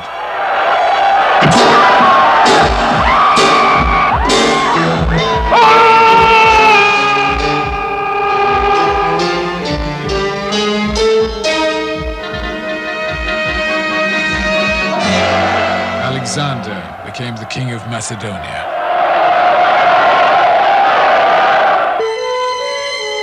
He rallied the Greek city-states and led their combined armies to Asia to seek revenge upon Persia for defeats in generations past.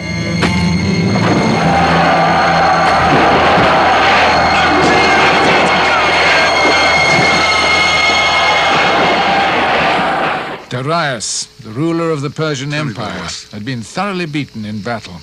He was on the run with Alexander in hot pursuit.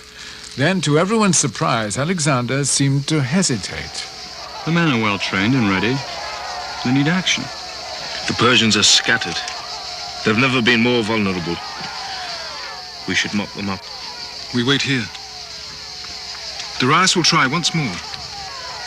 When he thinks he is strong again, when he has all his troops in one army under one commander, then will be the moment when we shall decide who will be Lord of Asia. One decisive battle. Winner take all. You have doubts on the winner, Hephaestion? No, but I doubt if Darius will seek such a confrontation. He will be tempted. He will gather a grand army, and he will fight. Meanwhile, we await his pleasure. Alexander could afford to wait. After the Battle of Issus, he had captured Darius's family, and he now held them prisoner. He treated his royal captives with consideration and respect. Darius's wife was expecting a child, and the baby was due. She was in poor health, and as the birth approached, she got worse. The women cared for her as best they could. Alexander even sent his own physicians. Did everything possible, but the wife of Darius died. In childbirth? Child, too. Well, The child had neither future nor past that could be honored. And did Darius ever come to hear of it? Don't know.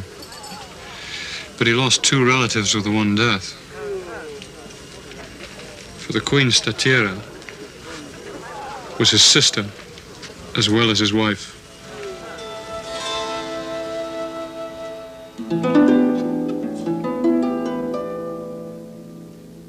As was invariably the case when it came to strategy, Alexander's judgment was correct. Darius did, indeed, assemble an army, the largest, most formidable one in the history. It was impeccable. You have to admire him for that. Admire a coward? Persepolis was more important. That's what Alexander really wanted. But of course, that meant marching over mountains. Froze to death up there in December snows. That would have been of no account to Alexander. No, but that was the least of it in getting to Persepolis. Our guides led us to this place called the Gates of Persia. It was a narrow gorge with sheer walls of rock. There were thousands of Persians up there waiting for us. We were ambushed. They rolled rocks on us, fired catapults. We were tracked like animals in a pit. Many Greeks were slaughtered. It was our first real defeat since leaving home.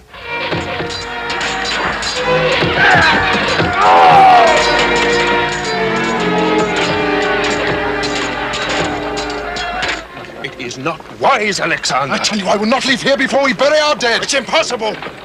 We shall only end with more. I will not leave our men to be dishonored by barbarians. I will not go. Just caught him. He's a shepherd. Claims to know of a goat track that leads up to the Persian encampment. His name's Lycus.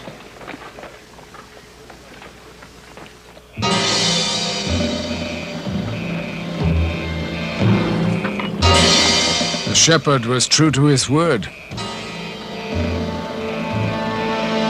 He led the Greeks high into a canyon. They crawled towards the Persian camp along sheer goat tracks. What had looked like a defeat was turned into another victory. The Persians were caught completely by surprise, but Darius was not there.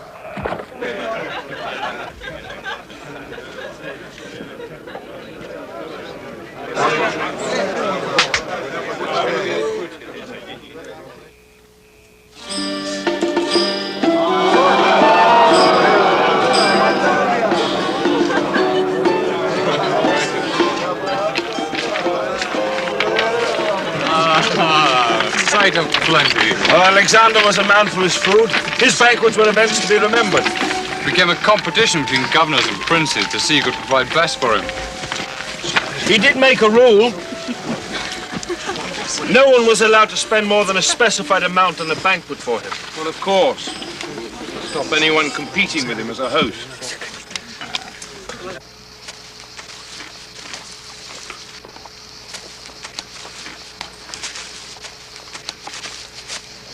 Hey, Bucephalus, you serve me loyally. Eat well.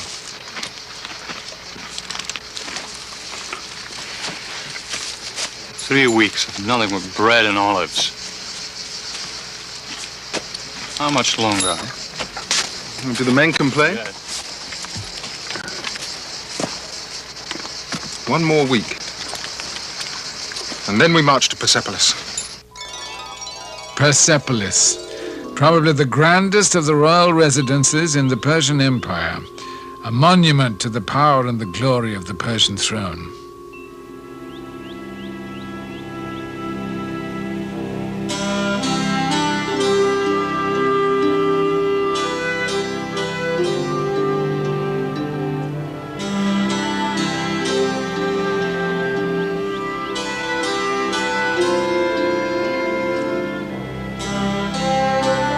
It was a magnificent ceremonial center, and it came into its own every year for the New Year celebrations.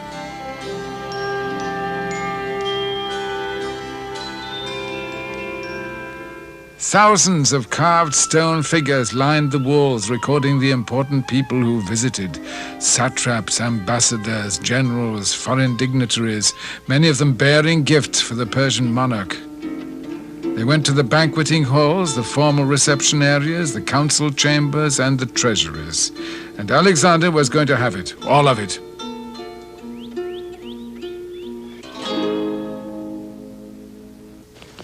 Food fit for sacrifice. I prefer Athenian cooking myself. You wound no one but the cook. It's delicious. Persepolis was the place to make the saliva run. There was nothing else in all the world like the spring feast at Persepolis. My cooks spent many days preparing food, enough for a city.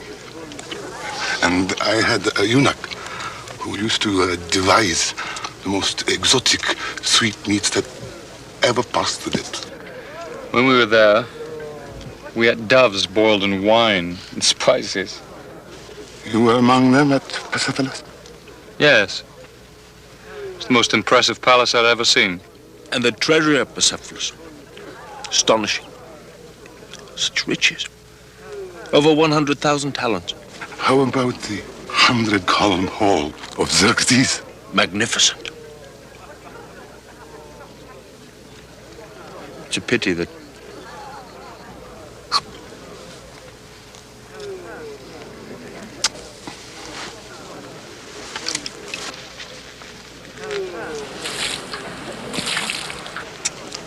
You offend the barbarian Ptolemy. Persepolis was a barbaric act, not worthy of any son of Greece. A glib opinion formed out of rumor and slander. Not rumor, madam, fact. You were both there. You know the truth. One of the most beautiful cities ever built, mercilessly sacked. if Timagenes were here, he could tell you of the shame. Timagenes? Why do you, like everyone else, always quote Timagenes as your authority? He knew nothing. He wasn't even there. No, but they were both. And they remained silent. You know what they did? They let the troops loose on the population. They massacred and looted. They ripped jewels off women's bodies. It was a wild, evil frenzy. Look, Demosthenes, who would you know what happens to men in war? It was not Alexander's way to punish the Persian people. Instead, he liberated them. He brought them to his side. He gave them just laws and democracy. Then why Persepolis? The Athenian does not understand. It was months after we got there. Alexander had ordered all the treasure to be loaded for transport. And there was so much of it that we ignored some of it. There was gold in the walls of the palaces. But we couldn't remove it. Alexander had been away. When he came back, the gold and silver was being loaded for transport. It was legitimate wealth for Greece and for other purposes. Not for Alexander himself, whose share was no greater than any other officer's. You evade the issue.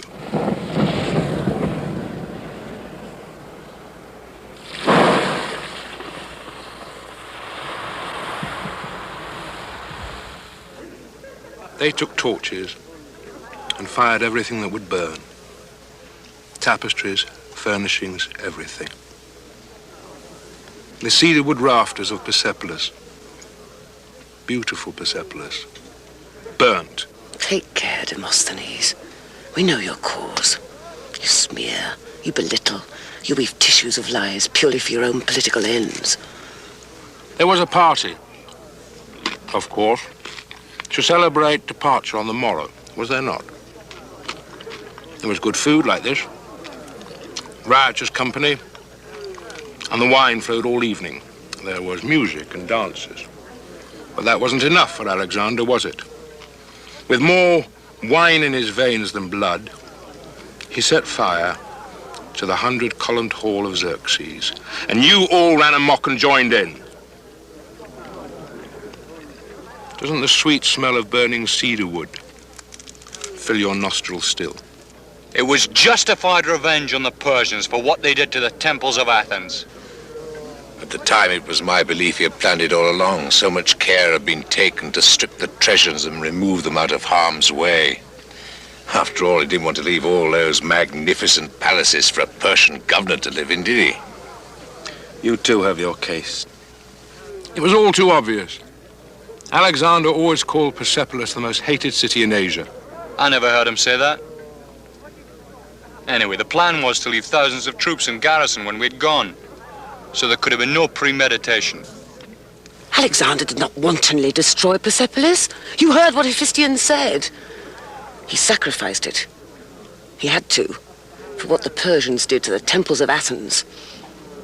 He sacrificed Persepolis to the gods.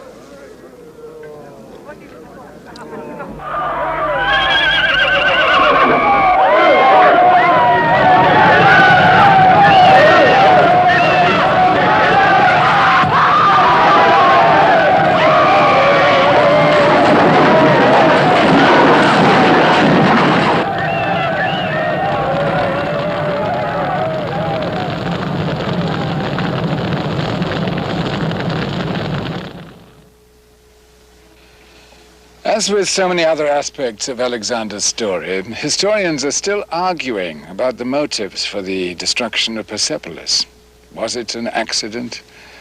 Or a political gesture because he felt that Persepolis could be too dangerous to leave as a symbol of the old regime? Or a moment of revenge? Nobody knows. But it does have significance in another way. It marks a point in Alexander's life at which his talents as a military genius become less important. Unless he was to hand over to somebody else, he had to start behaving like a king to become the effective ruler of the Asia which he'd so decisively conquered. In fact, to be king of Persia. The Great Crusade was ended. Greece had been avenged. So at this moment, he released his allies from the Greek city-states, paid them off. But for himself, he was determined not to give up the pursuit of Darius. From now on, Alexander's troops were in it for the adventure and for share of any booty that might be going. And perhaps Alexander had another reason for continuing with the hunt. His mother had told him often enough that he was related through her to Achilles. He had always tried to compete with the Greek heroes' achievements.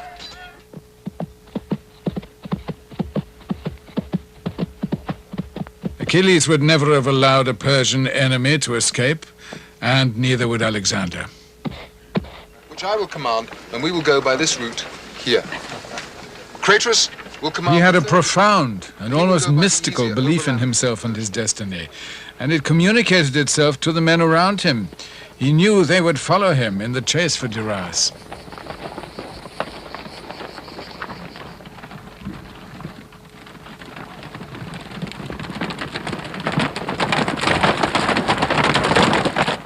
They had been away from Greece for 3 years. They had carved their way into the heart of the Persian Empire, from Troy to Memphis, from Tyre to Persepolis. The spoils of war had made them all wealthy. By now, Alexander was the richest man in the world, but riches were not enough to satisfy the reincarnation of Achilles. He had to find Darius. The end of Darius is at hand. The Persian, Bessus, has rebelled, taken command, and holds the king. The Greek mercenaries, who remained loyal to Darius, have left to make their own escape. We must have the king in our chains. Bessus must have 15,000 men, Alexander. We waste time.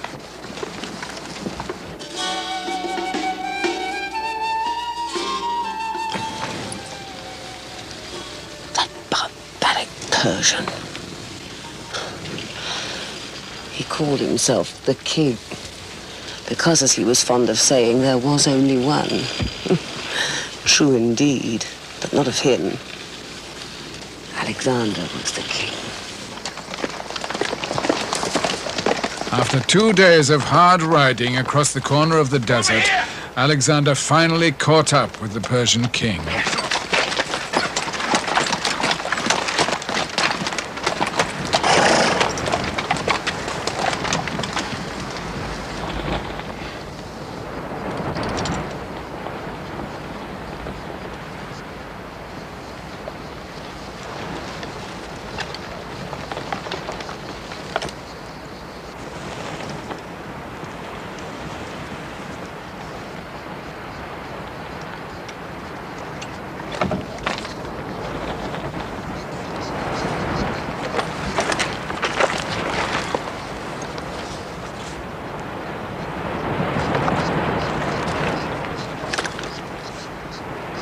manner of man is this Bessus, who is both traitor and murderer to his own king, and leaves him with less dignity than carrion?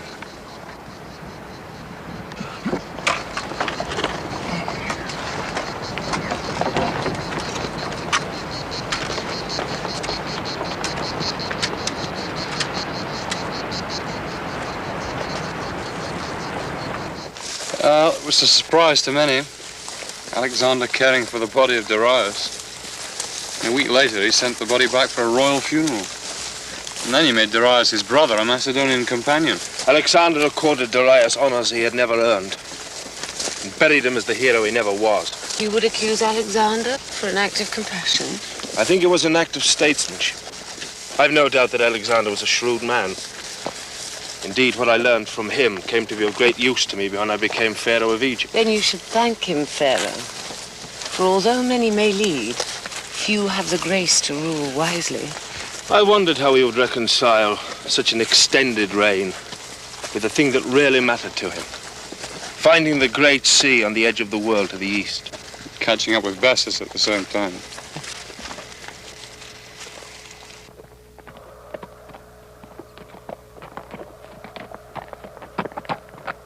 Perhaps the fact that his own father had been assassinated had something to do with it. There was no giving up. He tracked Bessus relentlessly for hundreds of miles. Eventually, they reached the mountains of the Hindu Kush, which were said to be close to the edge of the world. All they had to do was to climb those peaks. The climb to the summit took a week. We suffered badly in the snow. But Alexander was eager to get there, so he pushed us on. Finally, we stood on what must have been the top of the world. I've never seen Alexander look so dejected. He thought he was going to see the sea spilling over its edge. Instead, there was just a cloud and more mountains.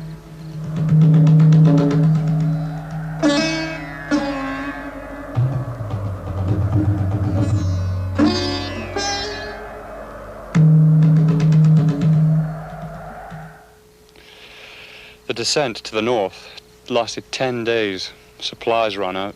The horses died. We ate them raw. Eventually, we reached the plains of Bactria. Bessus was gone. So we chased after him.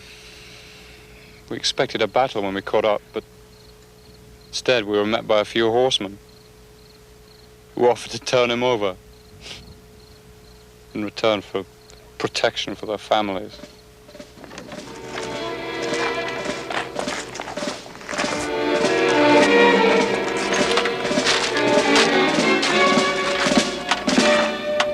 Bessus, the assassin. I am Alexander of Macedon, ruler of all Asia. First you shall be scourged. Then you shall be punished by your own people. Your nose and ears cut off. He carefully avoided involving the Greeks in the execution of Bessus. It was an astute move. The Persians themselves could have that satisfaction, and they'd probably thank him for it. This is the sentence passed on you for the murder of Darius.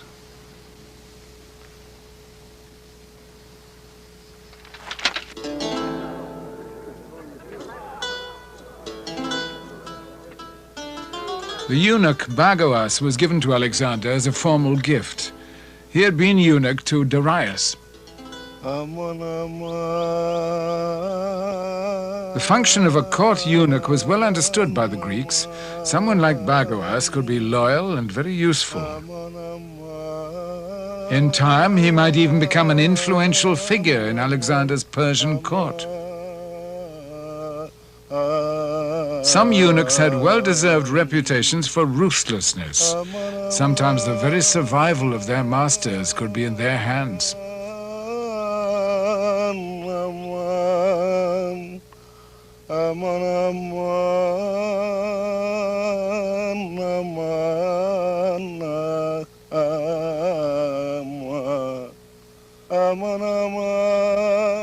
Beneath this bizarre makeup was a tough and intelligent man, and Alexander knew it.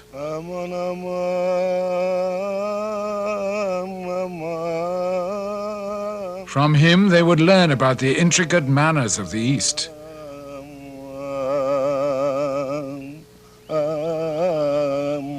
A discreet eunuch could interpret the formal behavior and customs of Persian court life. Alexander would have need of someone like that.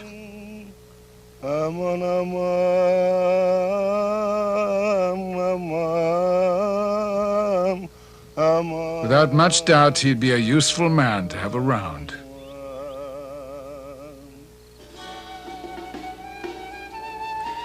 It was too difficult for some to accept the Persian ways. I can understand that. No Greek wishes to bow to any man, whether the man be a simple master or a king. Yes, I've met few who'll be robbed of their pride, and rightly so. But surely ignorance can be the only excuse for those who refuse to bow to Alexander. For what Greek would consider himself robbed of his pride by honoring the son of a god?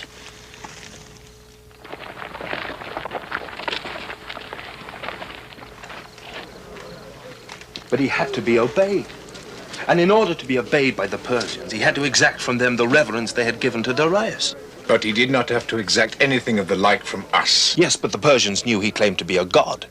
If they believed this, they would accept him on the throne. But they were never going to believe it as long as we treated him as a mere mortal. And so we all had to grovel, Greeks and Persians alike. That's where it started to go wrong. You had no choice. There are not enough Greeks to rule the Persians unless the Persians cooperate. And they will only do that if they're allowed to share the government. Then you must encourage the Persians to behave like Greeks. No. Encourage the Greeks to behave like Persians. Only the monarch understands the role of the throne. Of course, there are those who know better. They sit on the sidelines, sniping, criticizing, usually in secret. One learns to disregard them, or silence them. Eliminate the opposition, eh? What? But when you silence the hornet, the swarms come looking for the remains. That's the risk. One also learns to disregard hornets. That much power in the hands of any one man, whoever he is dangerous. It finally corrupts a civilized society. Just look at the King of Persia. A victim of his own power, if ever there was one, surrounded by flattery and downright lies. And Alexander was fast going the same way.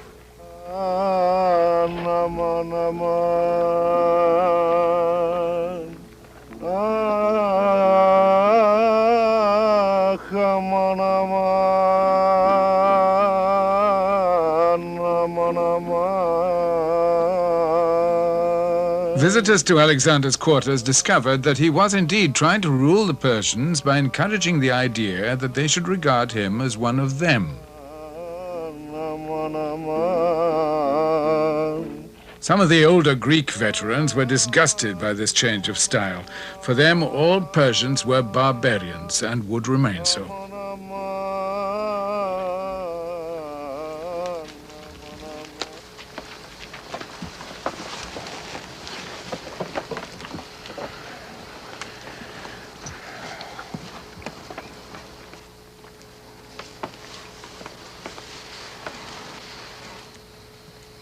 Persian catamite should have his tongue cut out. Persian catamite. These are unwise words for a Greek soldier. You are drunk, Clytus. Drunk? This Greek drunk saved Alexander's life. Can the king remember Granicus? We find you insulting, Clytus. Oh, we is it now? You know, Alexander, I rather envy my friends who fell in battle. You know why, Alexander? Because they did not live to see you dressed like a Persian harlot, surrounded by cringing, slimy eunuchs. Enough. Euripides must have had you in mind, Alexander. He said it all. When the public spends its hard-earned cash on setting up a monument of war, in hugest capitals, you'll find the name of some effeminate field marshal who fanned himself while others plied their spears.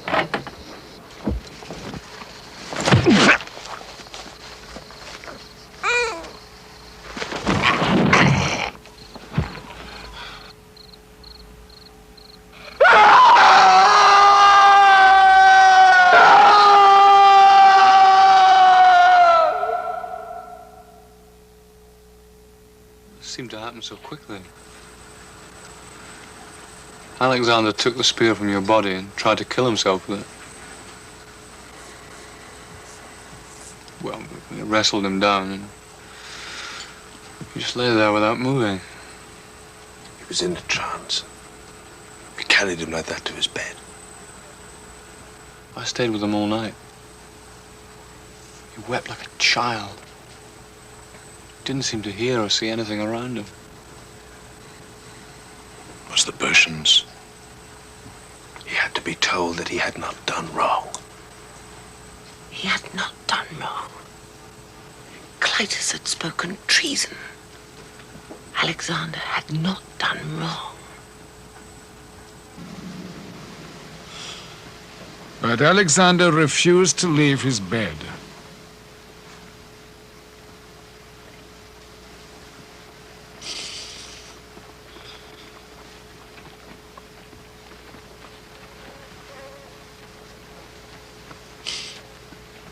Some say that it was Ptolemy who solved the problem. He brought an old philosopher called Anaxarchus to talk to Alexander. He flattered and cajoled him. He reminded him that he was the son of Zeus and told him to remember that his destiny was to continue until he reached the end of the world. He must never forget that. He must fulfill his destiny.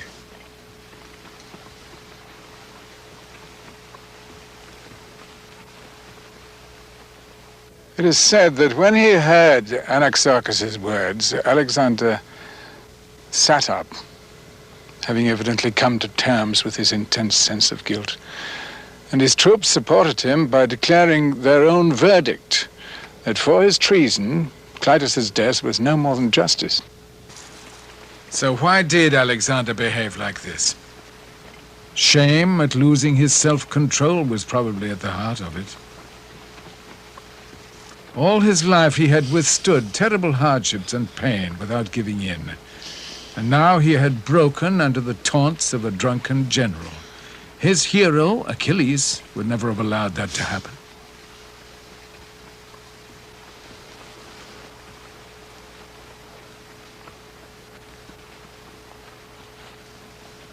It was not remorse for killing Clitus in a rage. He was grieving for his own frailty. He had shown himself to be vulnerable, and for Alexander that was the worst kind of failure.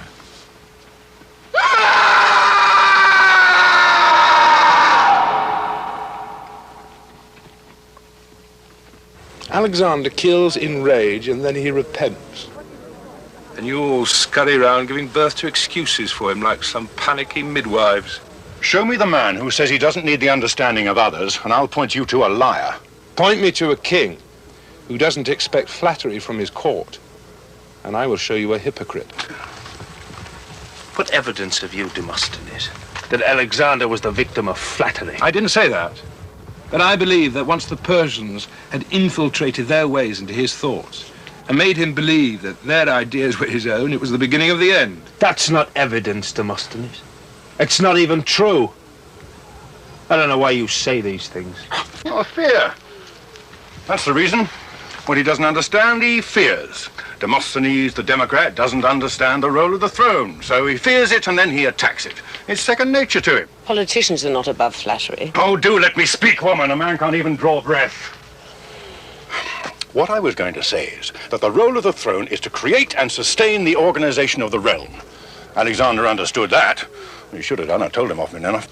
What he was doing in the Persian court's beyond me, but I don't criticize because I don't understand. Now, that's the difference between a king and a politician. Alexander was a brilliant administrator. We may have doubted his wisdom at times, but he was invariably right. Have you all finished? When my son was 20, he was king. When he was 25, he had wiped out the Persian barbarians and set about the business of ruling them. Of course, he was a brilliant administrator. Conquer and pillage, Philip, that was you. Conquer, then administer and organize wisely. That was Alexander. He had to ensure Persian loyalty throughout his vast empire. That's why he had to be seen demonstrating at least some of their habits.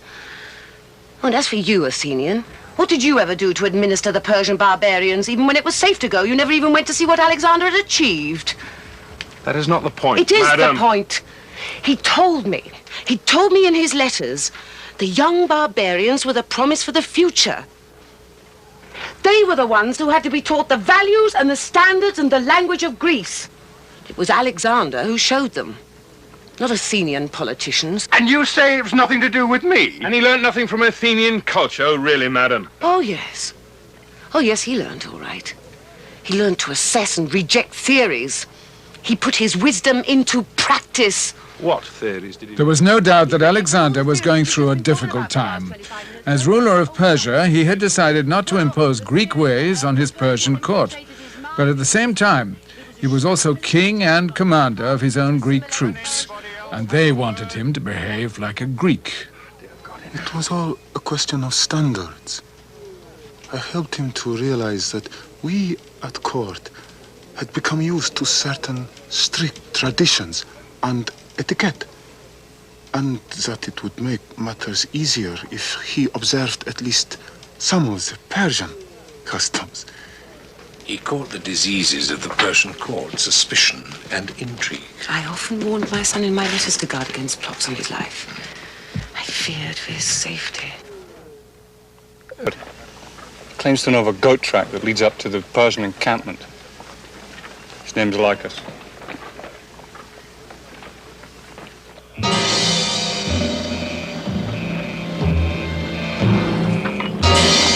The shepherd was true to his word. He led the Greeks high into a canyon. They crawled towards the Persian camp along sheer goat tracks. What had looked like a defeat was turned into another victory, and that his own officers should then deal with the matter.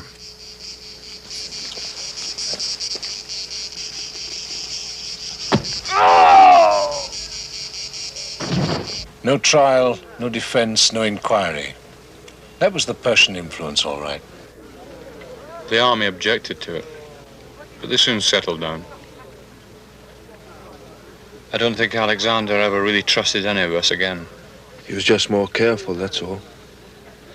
We agreed that when at court, he would wear the traditional headdress of the Persian king, and we discussed the matter of his other apparel. And then Alexander said he wanted to hold a full gathering of his Greek staff to introduce this new etiquette. It seemed a sensible idea.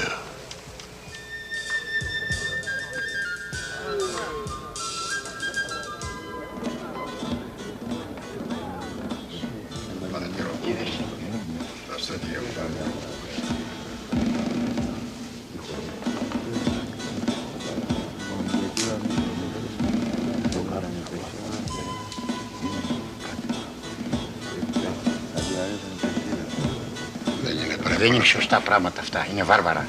Βέβαια, στρατηγέ. Που λες στρατηγέ. Δεν είναι αυτό.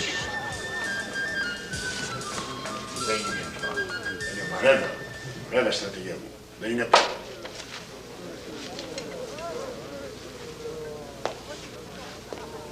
Alexander, you are by far the bravest man any of us has known, and you deserve that honor, and our honor. But there is a difference between honoring a man and crawling to him on your hands and knees. As a Greek, I am happy to kiss you as an equal, but I will not bow down before any man.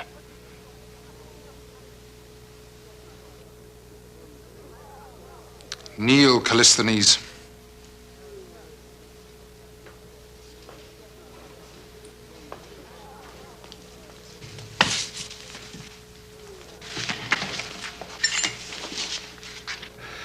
I am the poorer by one kiss.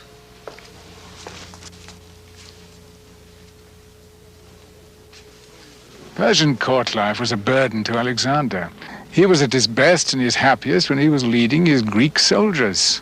And as always, conquest lay towards the east. They moved on to Sogdia, which is where eastern Afghanistan is today. The Sogdian rock is one of nature's oddities. It's a great pillar of stone, 3 miles high and 15 miles in circumference, an impregnable citadel.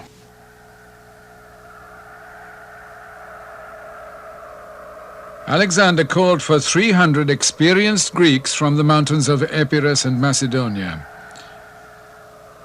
They were issued with iron tent pegs for pitons and long lengths of linen rope.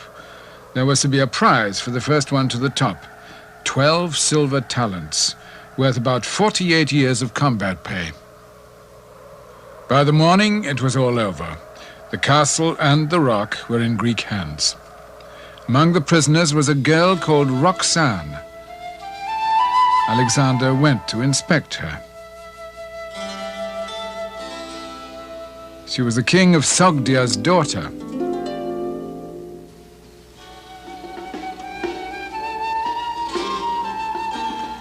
Quite a surprise. He fell in love. Politics. Father would be useful. Perhaps he thought it would impress the men. They like to see human warmth in their leaders. I don't think that Roxanne was the recipient of very much warmth. Still, they went through the ceremony.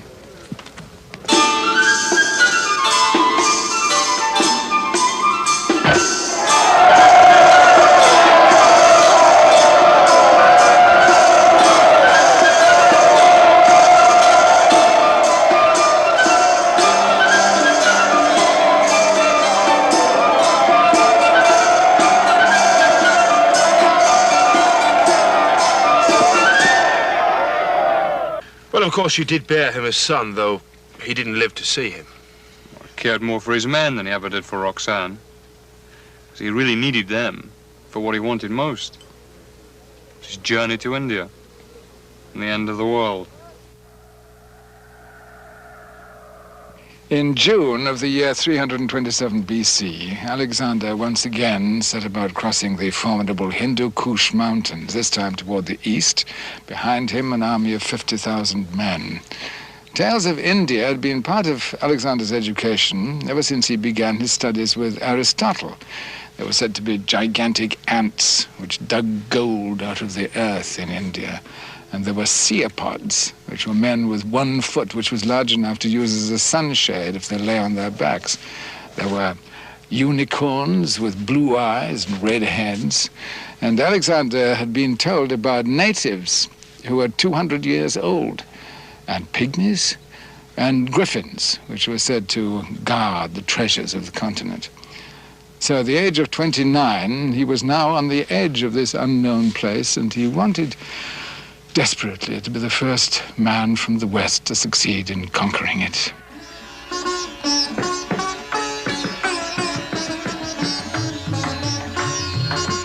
If he was disappointed at not finding unicorns and griffins in India, there were many other things to interest him.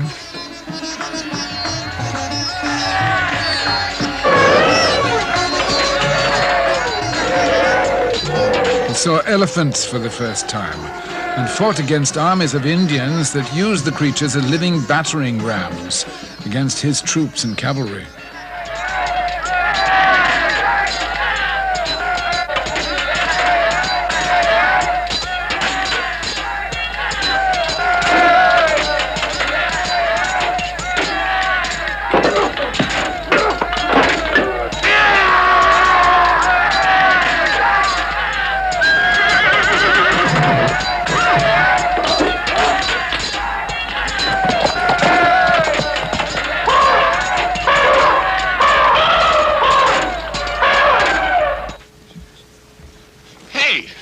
That eunuch's been telling me tales of war elephants with iron tusks. Is it true? You fought with them? Yes, we fought with them. Nature's great engines of war, the largest animal in the world. Yes, of course we fought with them. The horses were scared witless. But Alexander beat these engines of war, eh? Oh, I wish I'd seen that. As for the rest, I would have done it myself, but I'd like to have seen that. Then you would have enjoyed the battle. There had been many of the months before that because the Indians were great fighters. But King Porus himself was a different man. Oh, what happened? The monsoon season had arrived. Sky for days had poured tons of water on us. And Alexander led us to the banks of the Hydaspes River, which had risen 30 feet in 3 days. Oh. And there, on the other side, on the bank, was the army of King Porus. 200 war elephants, 230,000 Punjab infantry, and 5,000 mounted cavalry. There was only 11,000 of us. Yes, but we arranged battle formations and made ready. Every 50 feet there was an elephant. Between them, bowmen. Behind them, the drummers sounding the call. and in front of them King Porus himself at the head.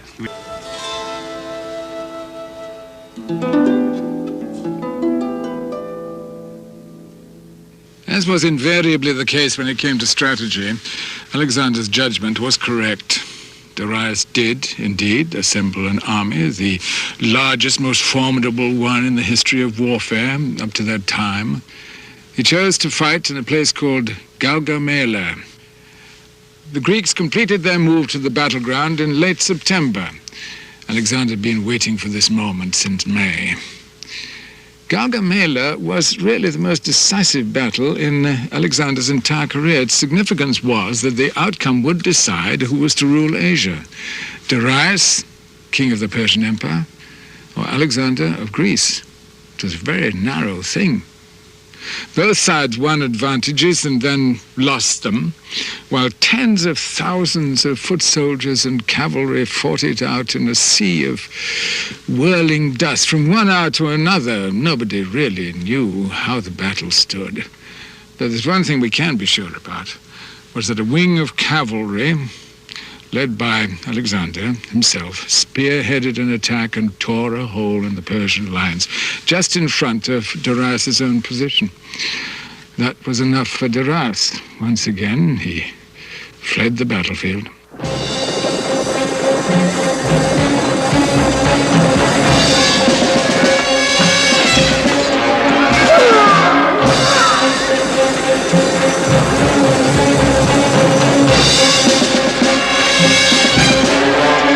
This is what war was like 2,000 years ago.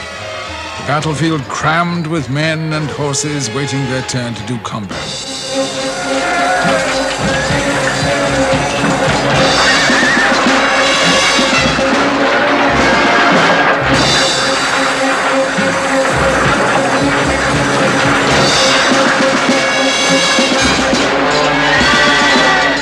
Very often, for hours at a time, only the front ranks of the armies actually fought each other. The others waited their turns, and only when the men in front fell did they step over the bodies and join in the fight.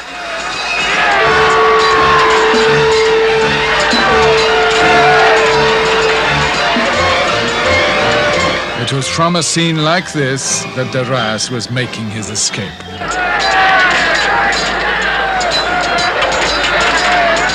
After the decisive victory at Gaugamela, the way was open to Babylon, a place of palaces, lush estates, and riches.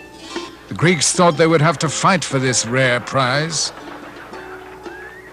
Alexander made his usual careful preparations, but the city gates were opened from within, and the Greeks entered to garlands of flowers, gifts, and dancing in the streets.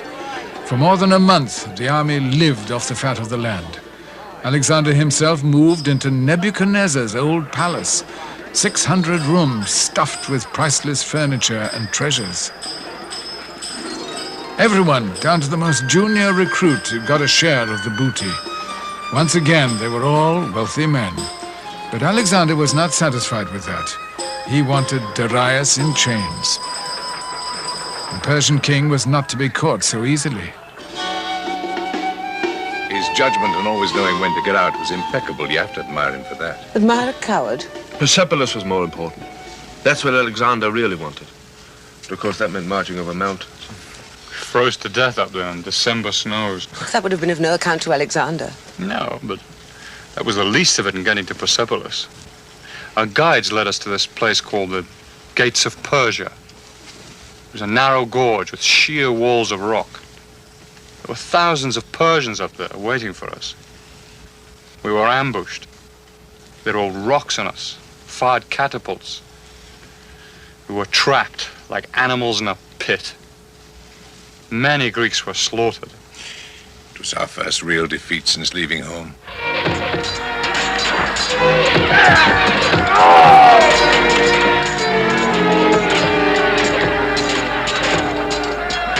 It is not wise, Alexander. I tell you, I will not leave here before we bury our dead. It's impossible. We shall only end with more. I will not leave our men to be dishonored by barbarians. I will not go. Just caught him. He's a shepherd. Claims to know of a goat track that leads up to the Persian encampment. name's like us.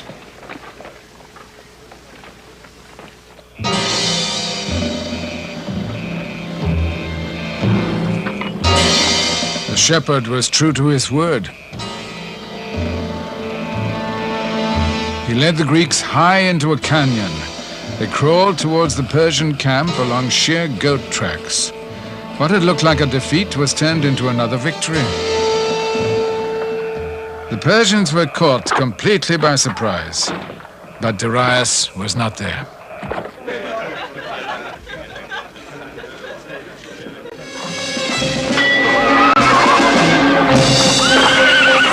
He had conquered the most powerful empire in the world, and he was 28 years old. Darius was dead. He was now king of Persia. But Alexander showed no signs yet of wanting to return home to Greece.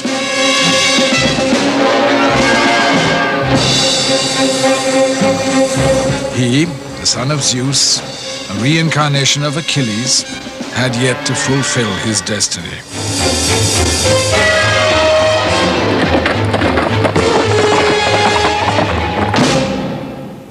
The role of King of Persia, Lord of Asia, brought some unique problems for Alexander.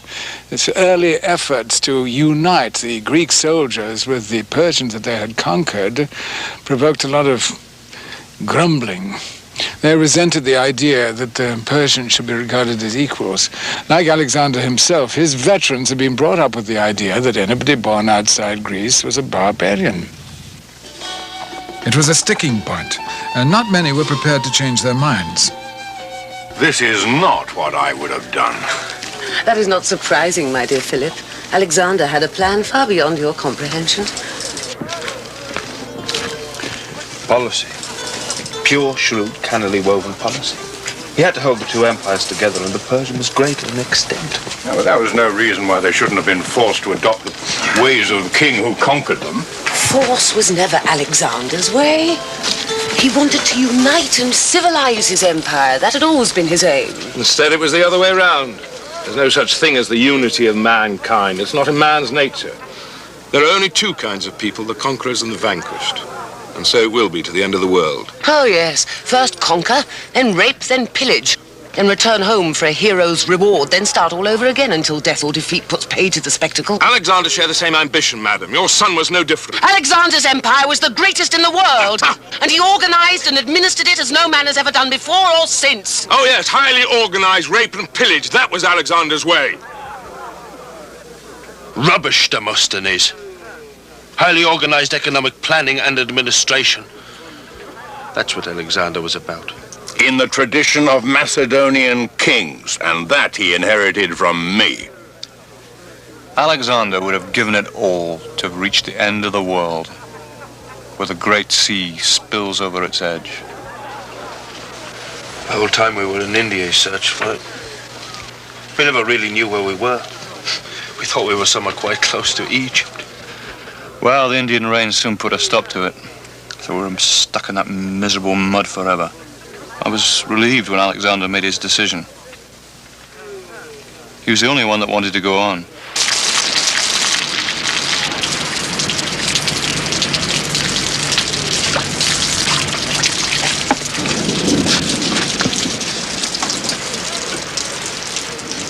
Brave soldiers, you have endured much. I ask no more. The omens are not favorable. Zeus is warning me. We leave India. We shall return.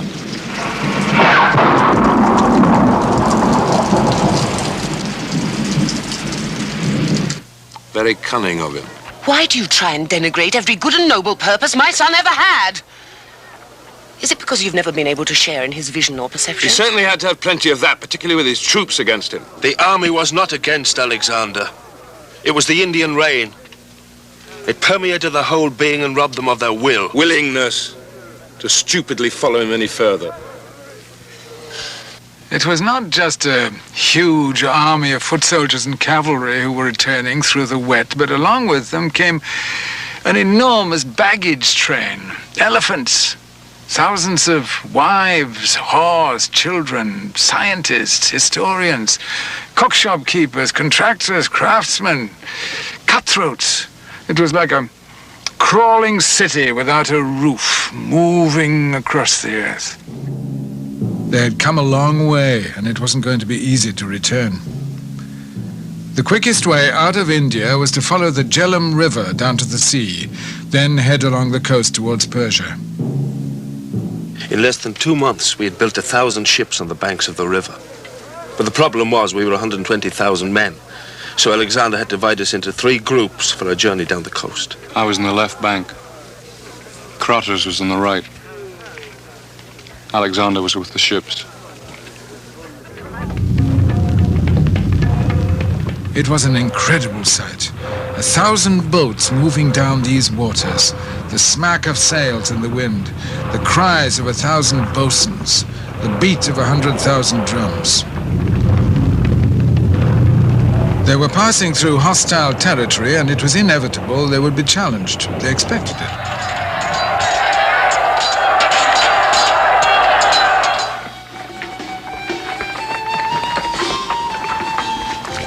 It was at Multan, a citadel on the banks of the river.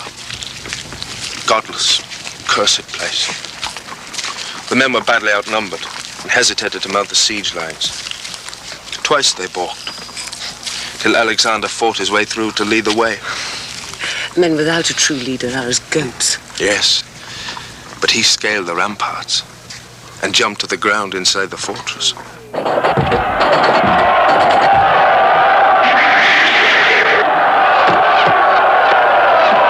I think his bravery was his undoing. The arrow was stuck in his chest, but he kept on fighting. Did none of you run to him? He didn't call. He could bear pain like no one I ever saw. There, Demosthenes, make mockery of that if you will. I will not, madam. But I will say he would not have felt it at first. It is well known that in battle the fire in the muscle blocks out the pain. That's true. Yes, my lady, it's happened to me. But he must have felt it afterwards, Hephaestion, surely. No doubt, but I was with another column. When we heard, we couldn't believe anyone could survive such a wound. The arrowhead was cut out after 3 days, but he insisted on rejoining the main army. So we had to bring him downriver by boat.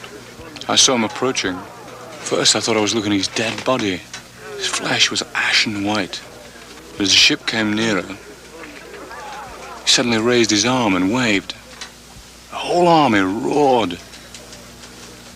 He got to the shore, rode on his horse to the camp, dismounted, walked, to show them that not only was he still alive, but he was still in command. Blood was spurting from his wound. But he turned to the cheering men, waved, smiled. We went into the tent, and I caught him as he collapsed.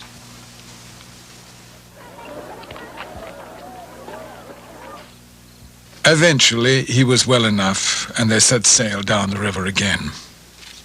At last, they reached the coast and the Indian Ocean.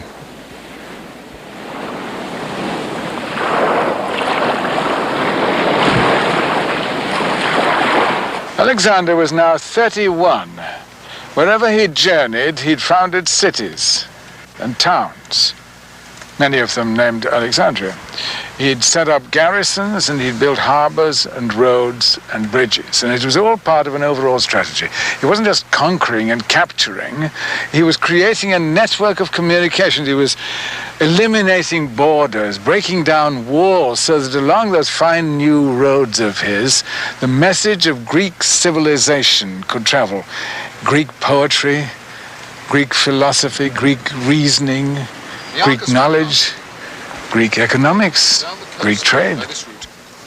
But here, on the shores of the Indian Ocean, he now had to decide where to go, and then how to get there. I shall go by this route here. Craterus will command the 3rd Division, which will go by the easier overland route to Persia. The wounded and the veterans will go with him. Yes, but most of the Indian guides have deserted. Then we go without them. If the fleet and the army. Each find routes west to the mouth of the Euphrates. Then we shall have another link between Asia and India. That is the objective. Do you understand? I shall prepare sacrifices for the gods. And what other sacrifices? The ones I promised, should I reach the end of my journey. Have you? The sacrifices will not be wasted. When I have finished, prepare the fleet to move from the delta out into the ocean. You see, the difference between the deed and the word can be great. We marched off as planned, not knowing the whole fleet was stuck in the delta. As well as the winds, there were the tides. Twice a day, the sea rose and fell, almost to the height of a man. This mysterious rhythm. It's no mystery, although only a woman might understand. From what you say, it would seem that the Indian Sea is commanded not by a god, but a goddess. Well, there's a goddess that didn't favor the fleet. They were stuck to the shore. Indian raiding parties tried to burn the grain boats, and they were soon caught up in short but bloody skirmishes. The fleet was delayed for 3 months. And when we arrived at the first meeting place on the coast, we despaired because there was no sign of the boats. We needed supplies, for we hadn't found any on the way. Alexander even suspected treachery, and that Nearchus had been given false information about our plans having been changed. He took the only option available to him, to turn and land, in the hope of finding new supply routes there.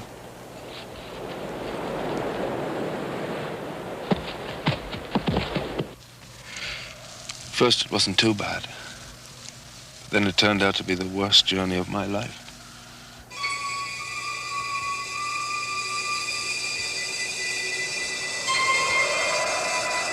The inland route was desert.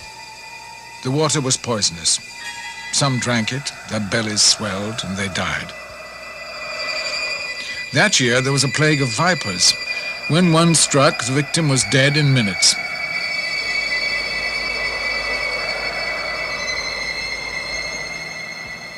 Alexander led them on, tens of thousands of them struggling through the sand, and many dying along the way. The men still worshipped him as a god. They would have followed him into the jaws of hell. Many did. In less than 2 months, 2,000 men had died and their bones had been left to the vultures. And the final disaster came. A huge sandstorm. Many men died, the animals were suffocated. Then we knew we were lost. I all but sat down and wept. We were absolutely lost. The only thing we could assume was that the ocean lay somewhere to the south. Alexander led a scouting mission for the sea, but it was a forlorn hope. I went with him. We traveled in the heat of the day. First the horses died, then one by one, the soldiers just dropped. We left them there. It's landmarks for the way back. Alexander led. There's only 5 of us left. He was all burnt and blackened by the sun.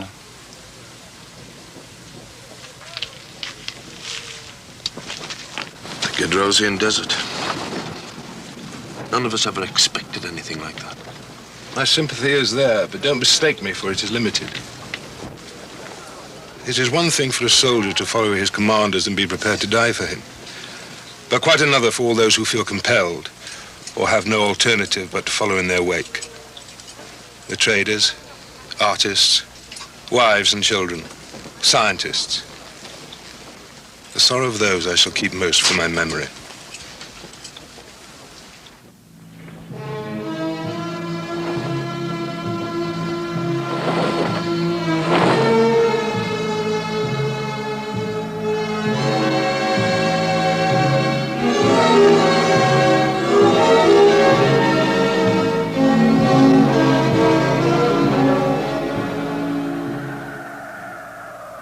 It was a godsend that the 3rd Division, with all the veterans and the wounded, had been sent overland.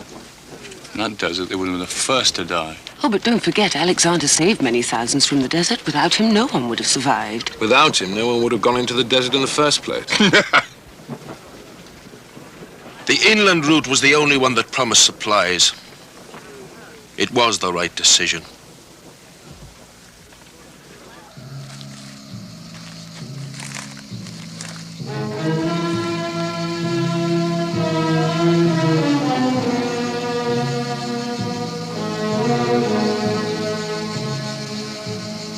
What are you looking for? Niarchos. When he finishes his voyage, he will come across land and support me. Even if he's still alive, how will he know where we are? He will find me. The fleet had survived. Niarchos and 4 officers struggled for weeks overland to try to locate Alexander and his army. It's said that when he finally caught up, Niarchos was in such a bad state himself that he was unrecognizable. Alexander wept unashamedly for joy at the return of his old friend and announced that he was worth more to him than the continent of Asia itself. And that was saying something, because by now Alexander had convinced himself that he was the ruler of the whole of Asia. And that meant he ruled the entire world as it was known then.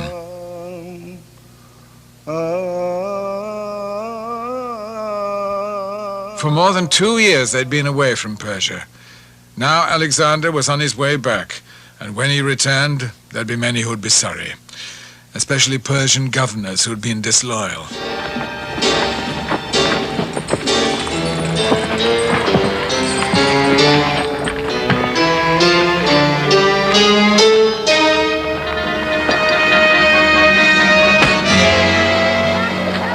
The nagging problem still remained. Were Alexander and his Greek army in Persia to rule as conquerors, or were they going to merge with the Persians and become a single nation at peace? He'd never made any secret that he wanted to merge. The army was still openly opposed to the whole idea. But Alexander was determined to get his own way. Let's look at this place. The Persian influence is everywhere. As for you, they never change people like you, do they? As for Persianizing a Greek army and that scheme for intermarriage, it's disgusting. It was my master's insistence that partnership and concord should be the rule for the future. Eunuch, you make me sick. My master himself organized many of the marriages for his officers. Yes, he chose one for me. Well, she came with a good dowry. I say that for her. Well bred. Never opened her mouth unless requested. Marrying the officer class into the enemy's side. Unheard of in all history. For the sake of harmony and concord, and with respect, sir, we were no longer the enemies of Alexander. At least their children would be half Greek. It makes sense. Shrewd political sense. As long as Greek fathers remain the masters.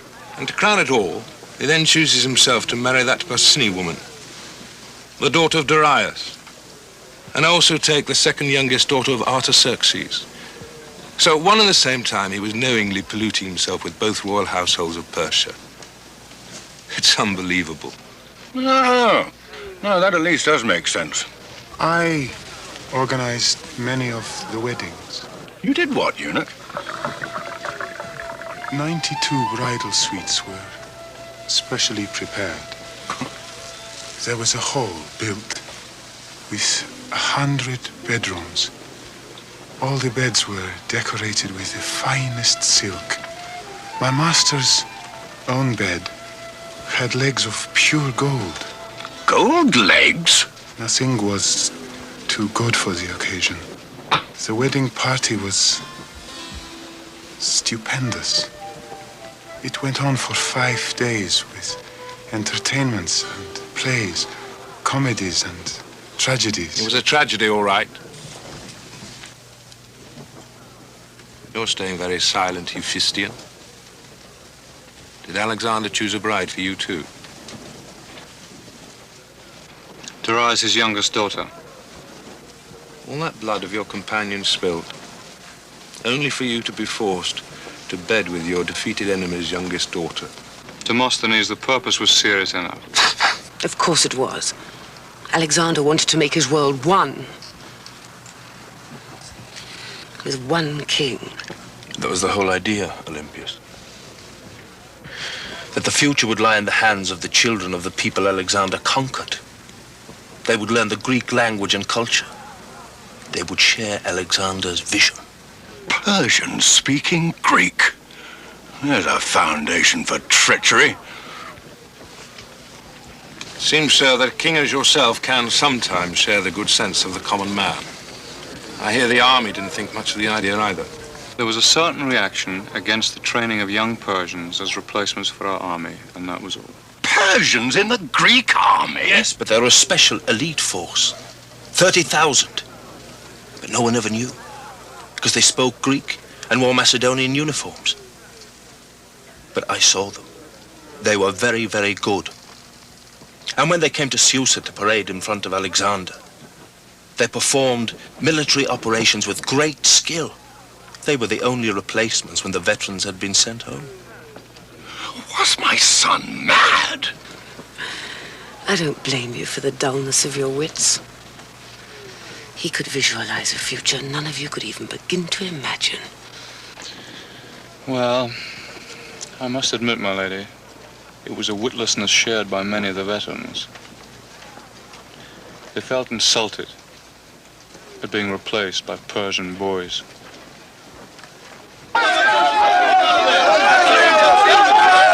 In the end, the veterans' resentment exploded into open hostility. It was mutiny.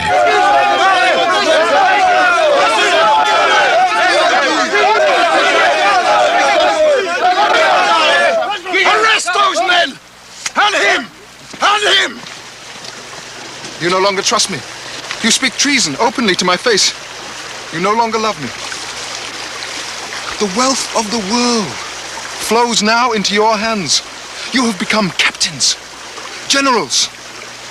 You have become my governors of provinces. I have done this for you, and I keep nothing for myself. I have paid your debts, even though you have earned countless war booty. And those who have died in battle, they are honored. Their parents are honored, and all you want is to desert me. Well, go then. Leave me to the mercy of barbarian men. Out of my sight. Huh? As soon as I am within, seal this tent and let none enter until further orders.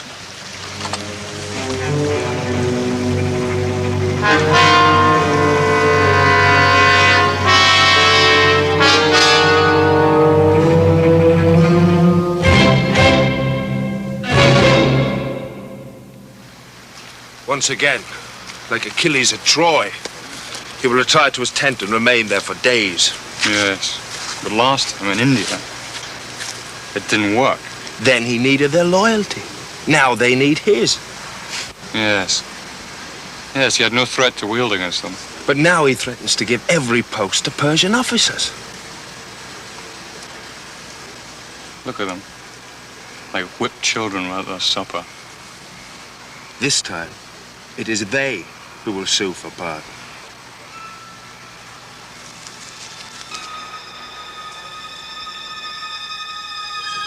Ptolemy wasn't wrong. The veterans had second thoughts, and they begged for Alexander's forgiveness.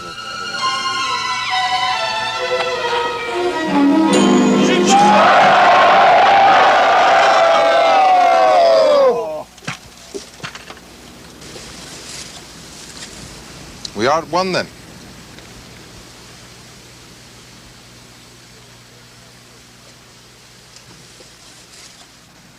Be warned.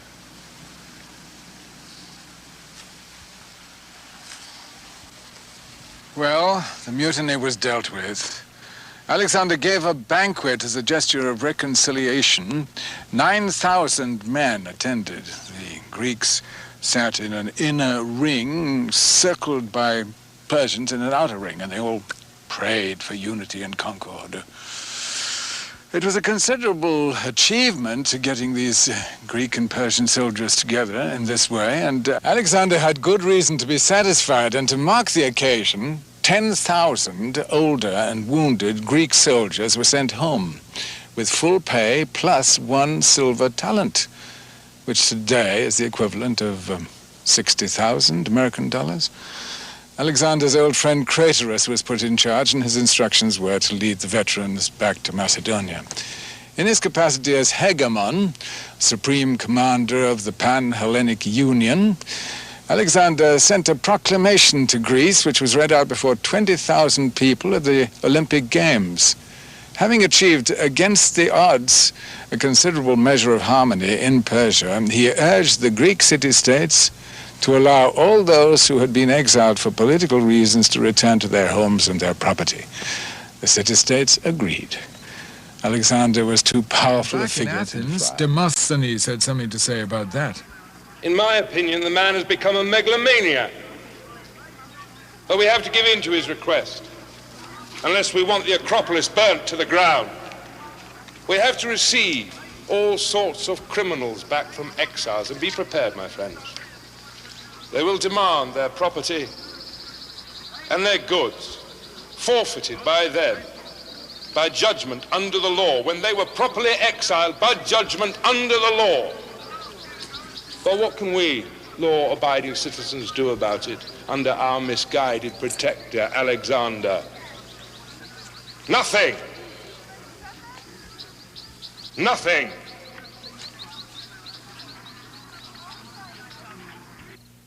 Life was about to change for them all now.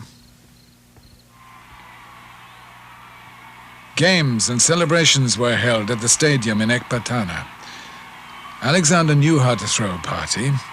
Day after day, the countryside around echoed with the festivities. But Hephaestion couldn't attend. He'd caught a fever. There was nothing unusual in that, but Alexander was concerned for his friend. Well, it was a pity the games had to continue without him. But we didn't think it was serious. After all, which of us had not suffered fever before? Hephaestion was a tough campaigner. The physician said, "You must fast." And Hephaestion ate a boiled chicken and washed it down with a flagon of wine. He should have heeded the physician. Yes, he should have. He became very ill, and over the next few days, he got worse. When Alexander heard it at the stadium, he rushed to him. Hephaestion was dead. I'd never seen Alexander so devastated before. He wept, cried out in agony.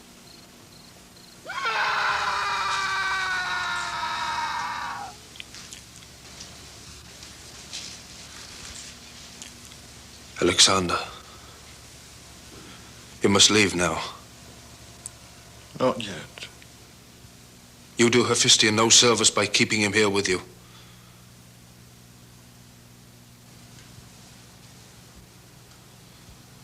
Not until the sun rises.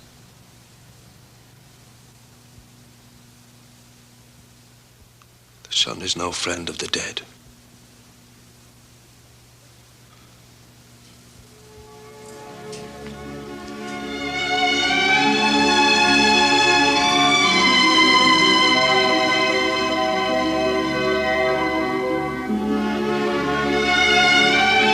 We decree that the manes and tails of all the horses in the cavalry be shaven, that in our royal palace there be no singing of songs, nor playing of musical instruments for 1 year, that the regiment of horse that Hephaestion commanded shall forevermore bear the title of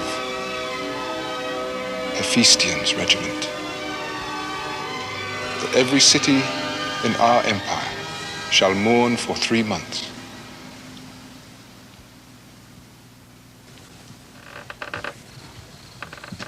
My master commissioned artists to build shrines and statues to the dead hero. Funeral games were held. In Hamadan, Alexander ordered the carving of a great and powerful lion as a memorial to his friend, Hephaestion. A delegation was sent to Egypt to the oracle at Siwa to ask whether Hephaestion too might be considered a god. The oracle said he might be a demigod, but not a god. I've never seen a man so affected by death. He didn't eat or drink for days. Ethelpus in his writings said that Alexander went completely out of his mind with grief. He started wearing the sacred clothes of the gods at dinner parties. Sometimes he even put on the dress of the goddess Artemis, even when he rode his chariot. Can't a king mourn a beloved friend in peace? 6 weeks after the funeral, Alexander led a small force against a tribe of nomads that was causing trouble in the hills. It was hardly a difficult job for the man who had conquered the known world. His private thoughts were elsewhere. He was making plans to invade Arabia.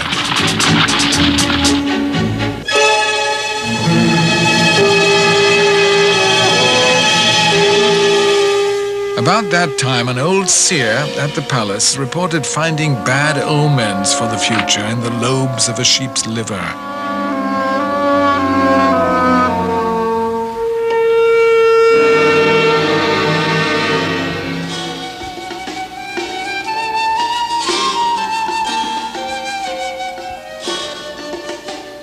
It was a strange time.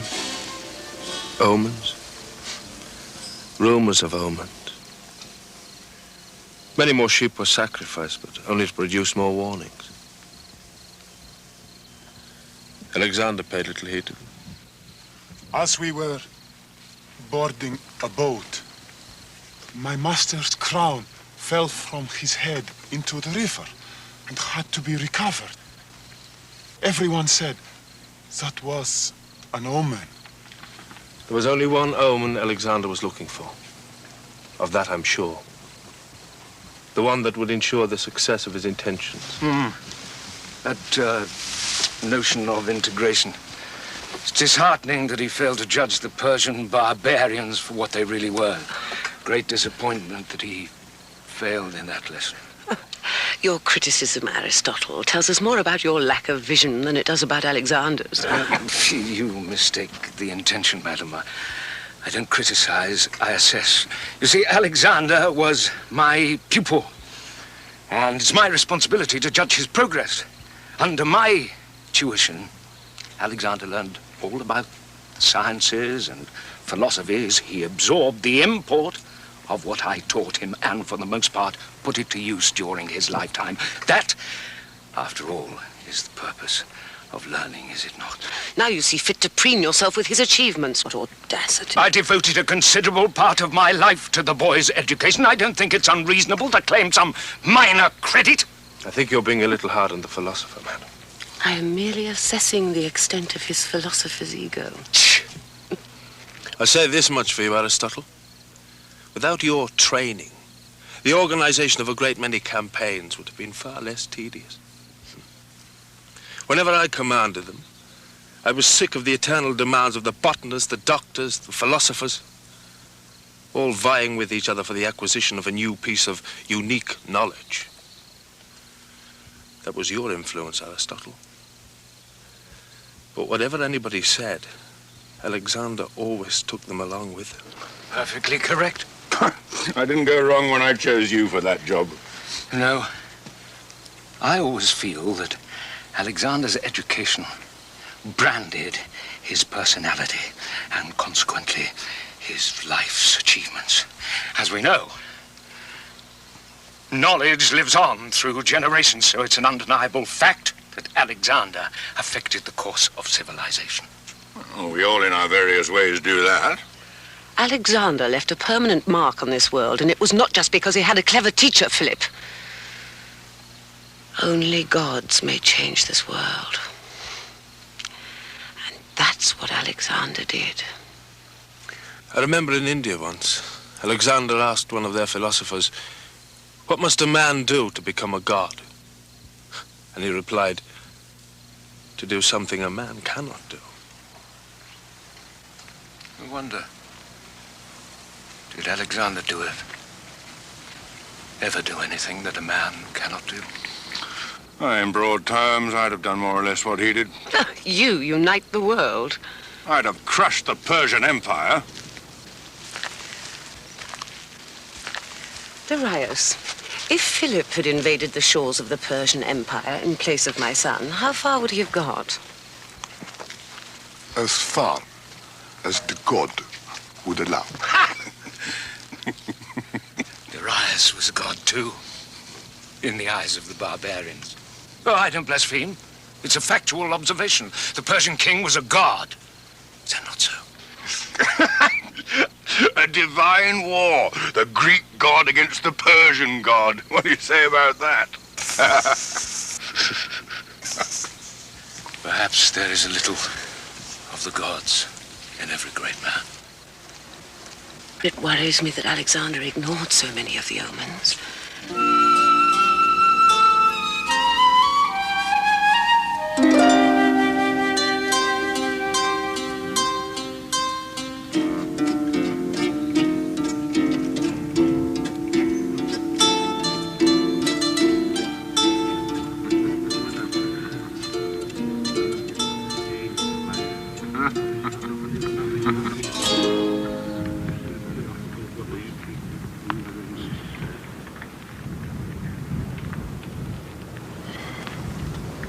Now, after our libation to the gods, a toast to the conquest of Arabia.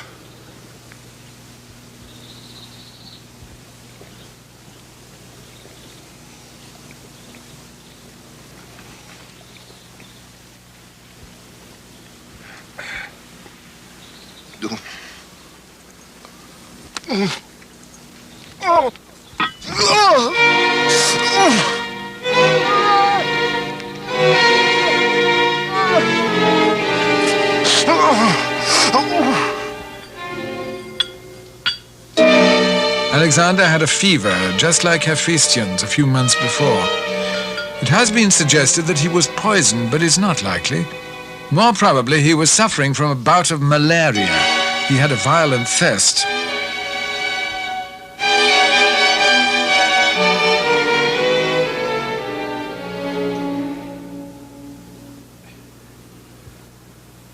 The days passed, and he began to recover a little.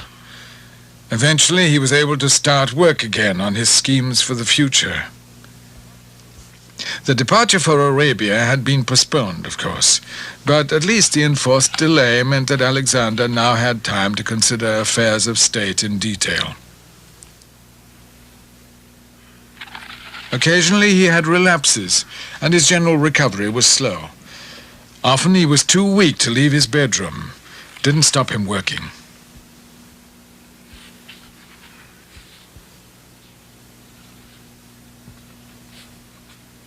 The young king had grand ideas for the future of his world, and he worked hard on them.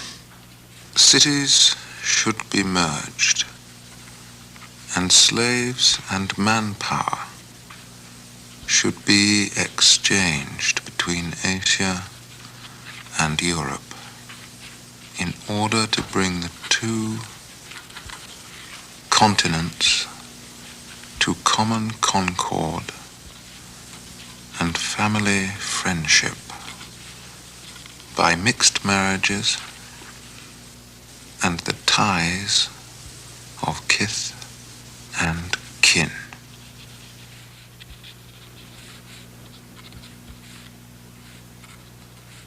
Then the fever boiled up again, and this time his doctors became extremely concerned.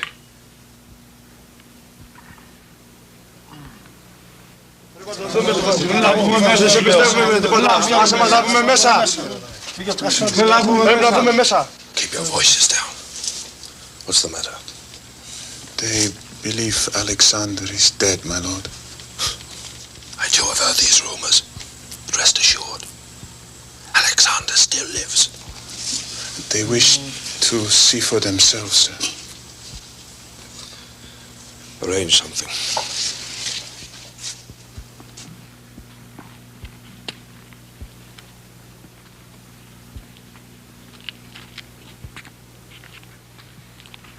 The most trusted commanders were allowed into the sick room. Alexander was too weak even to talk.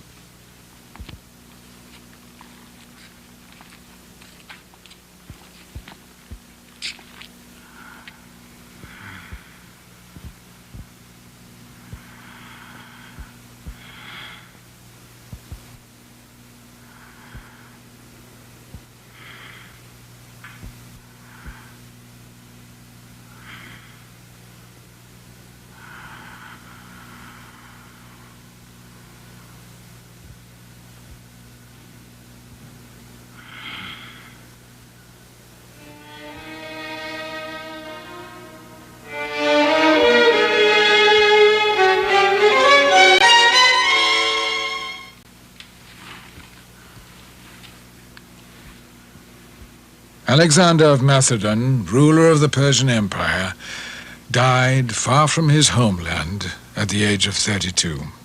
It was Bagoas, the Persian eunuch, who performed the most final of all services for his master.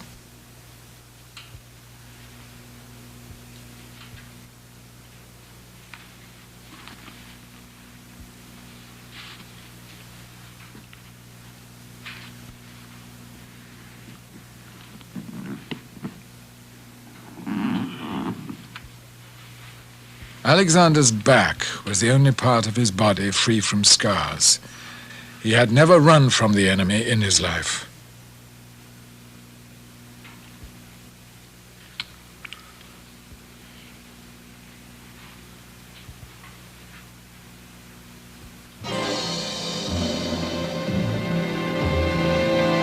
The embalmed body lay in state in Babylon, guarded by the companions of honor.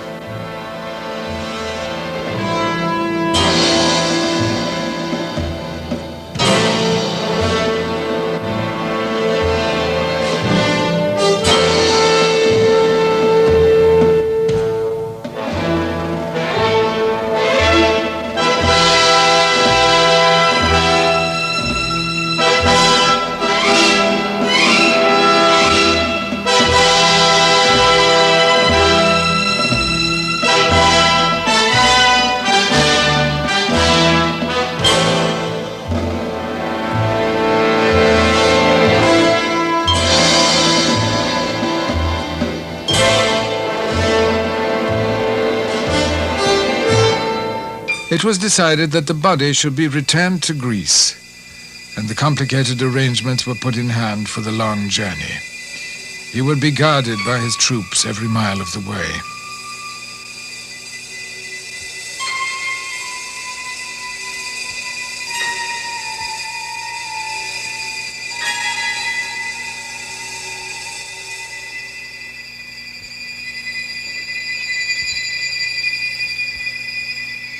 At last, Alexander the Great had reached the end of the world.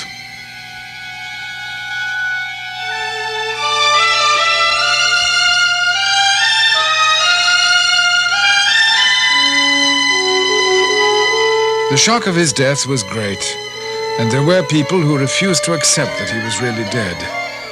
Others believed his soul had simply departed to another place, and he lived on there.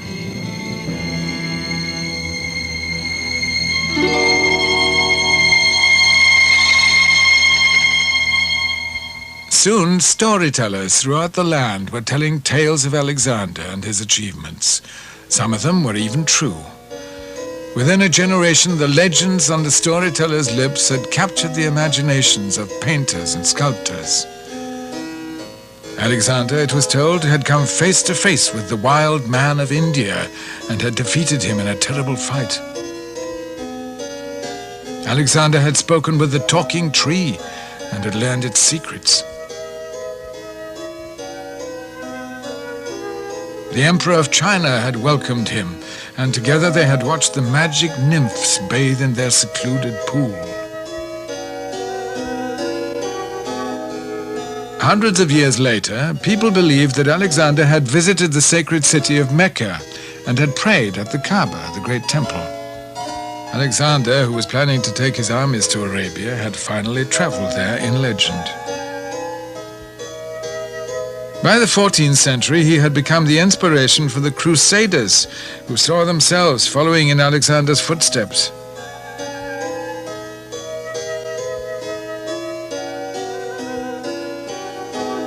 Once again, he was fighting the barbarians in the East, but this time in the name of Christ.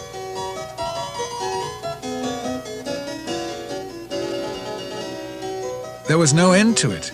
It was believed he was the first man to fly, hauled into the air by griffins straining to reach a lump of meat which he held above their greedy snouts.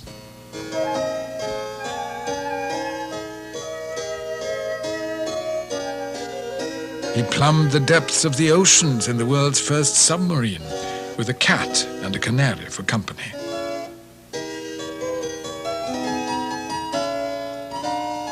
There was even a story that Alexander had found a tribe of headless men.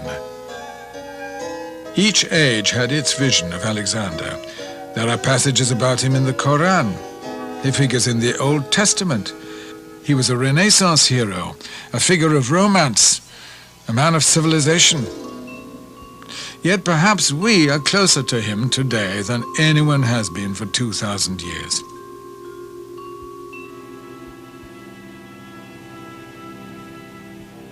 This exquisite gold object is a direct link with Alexander. He may even have gazed upon it as we do now.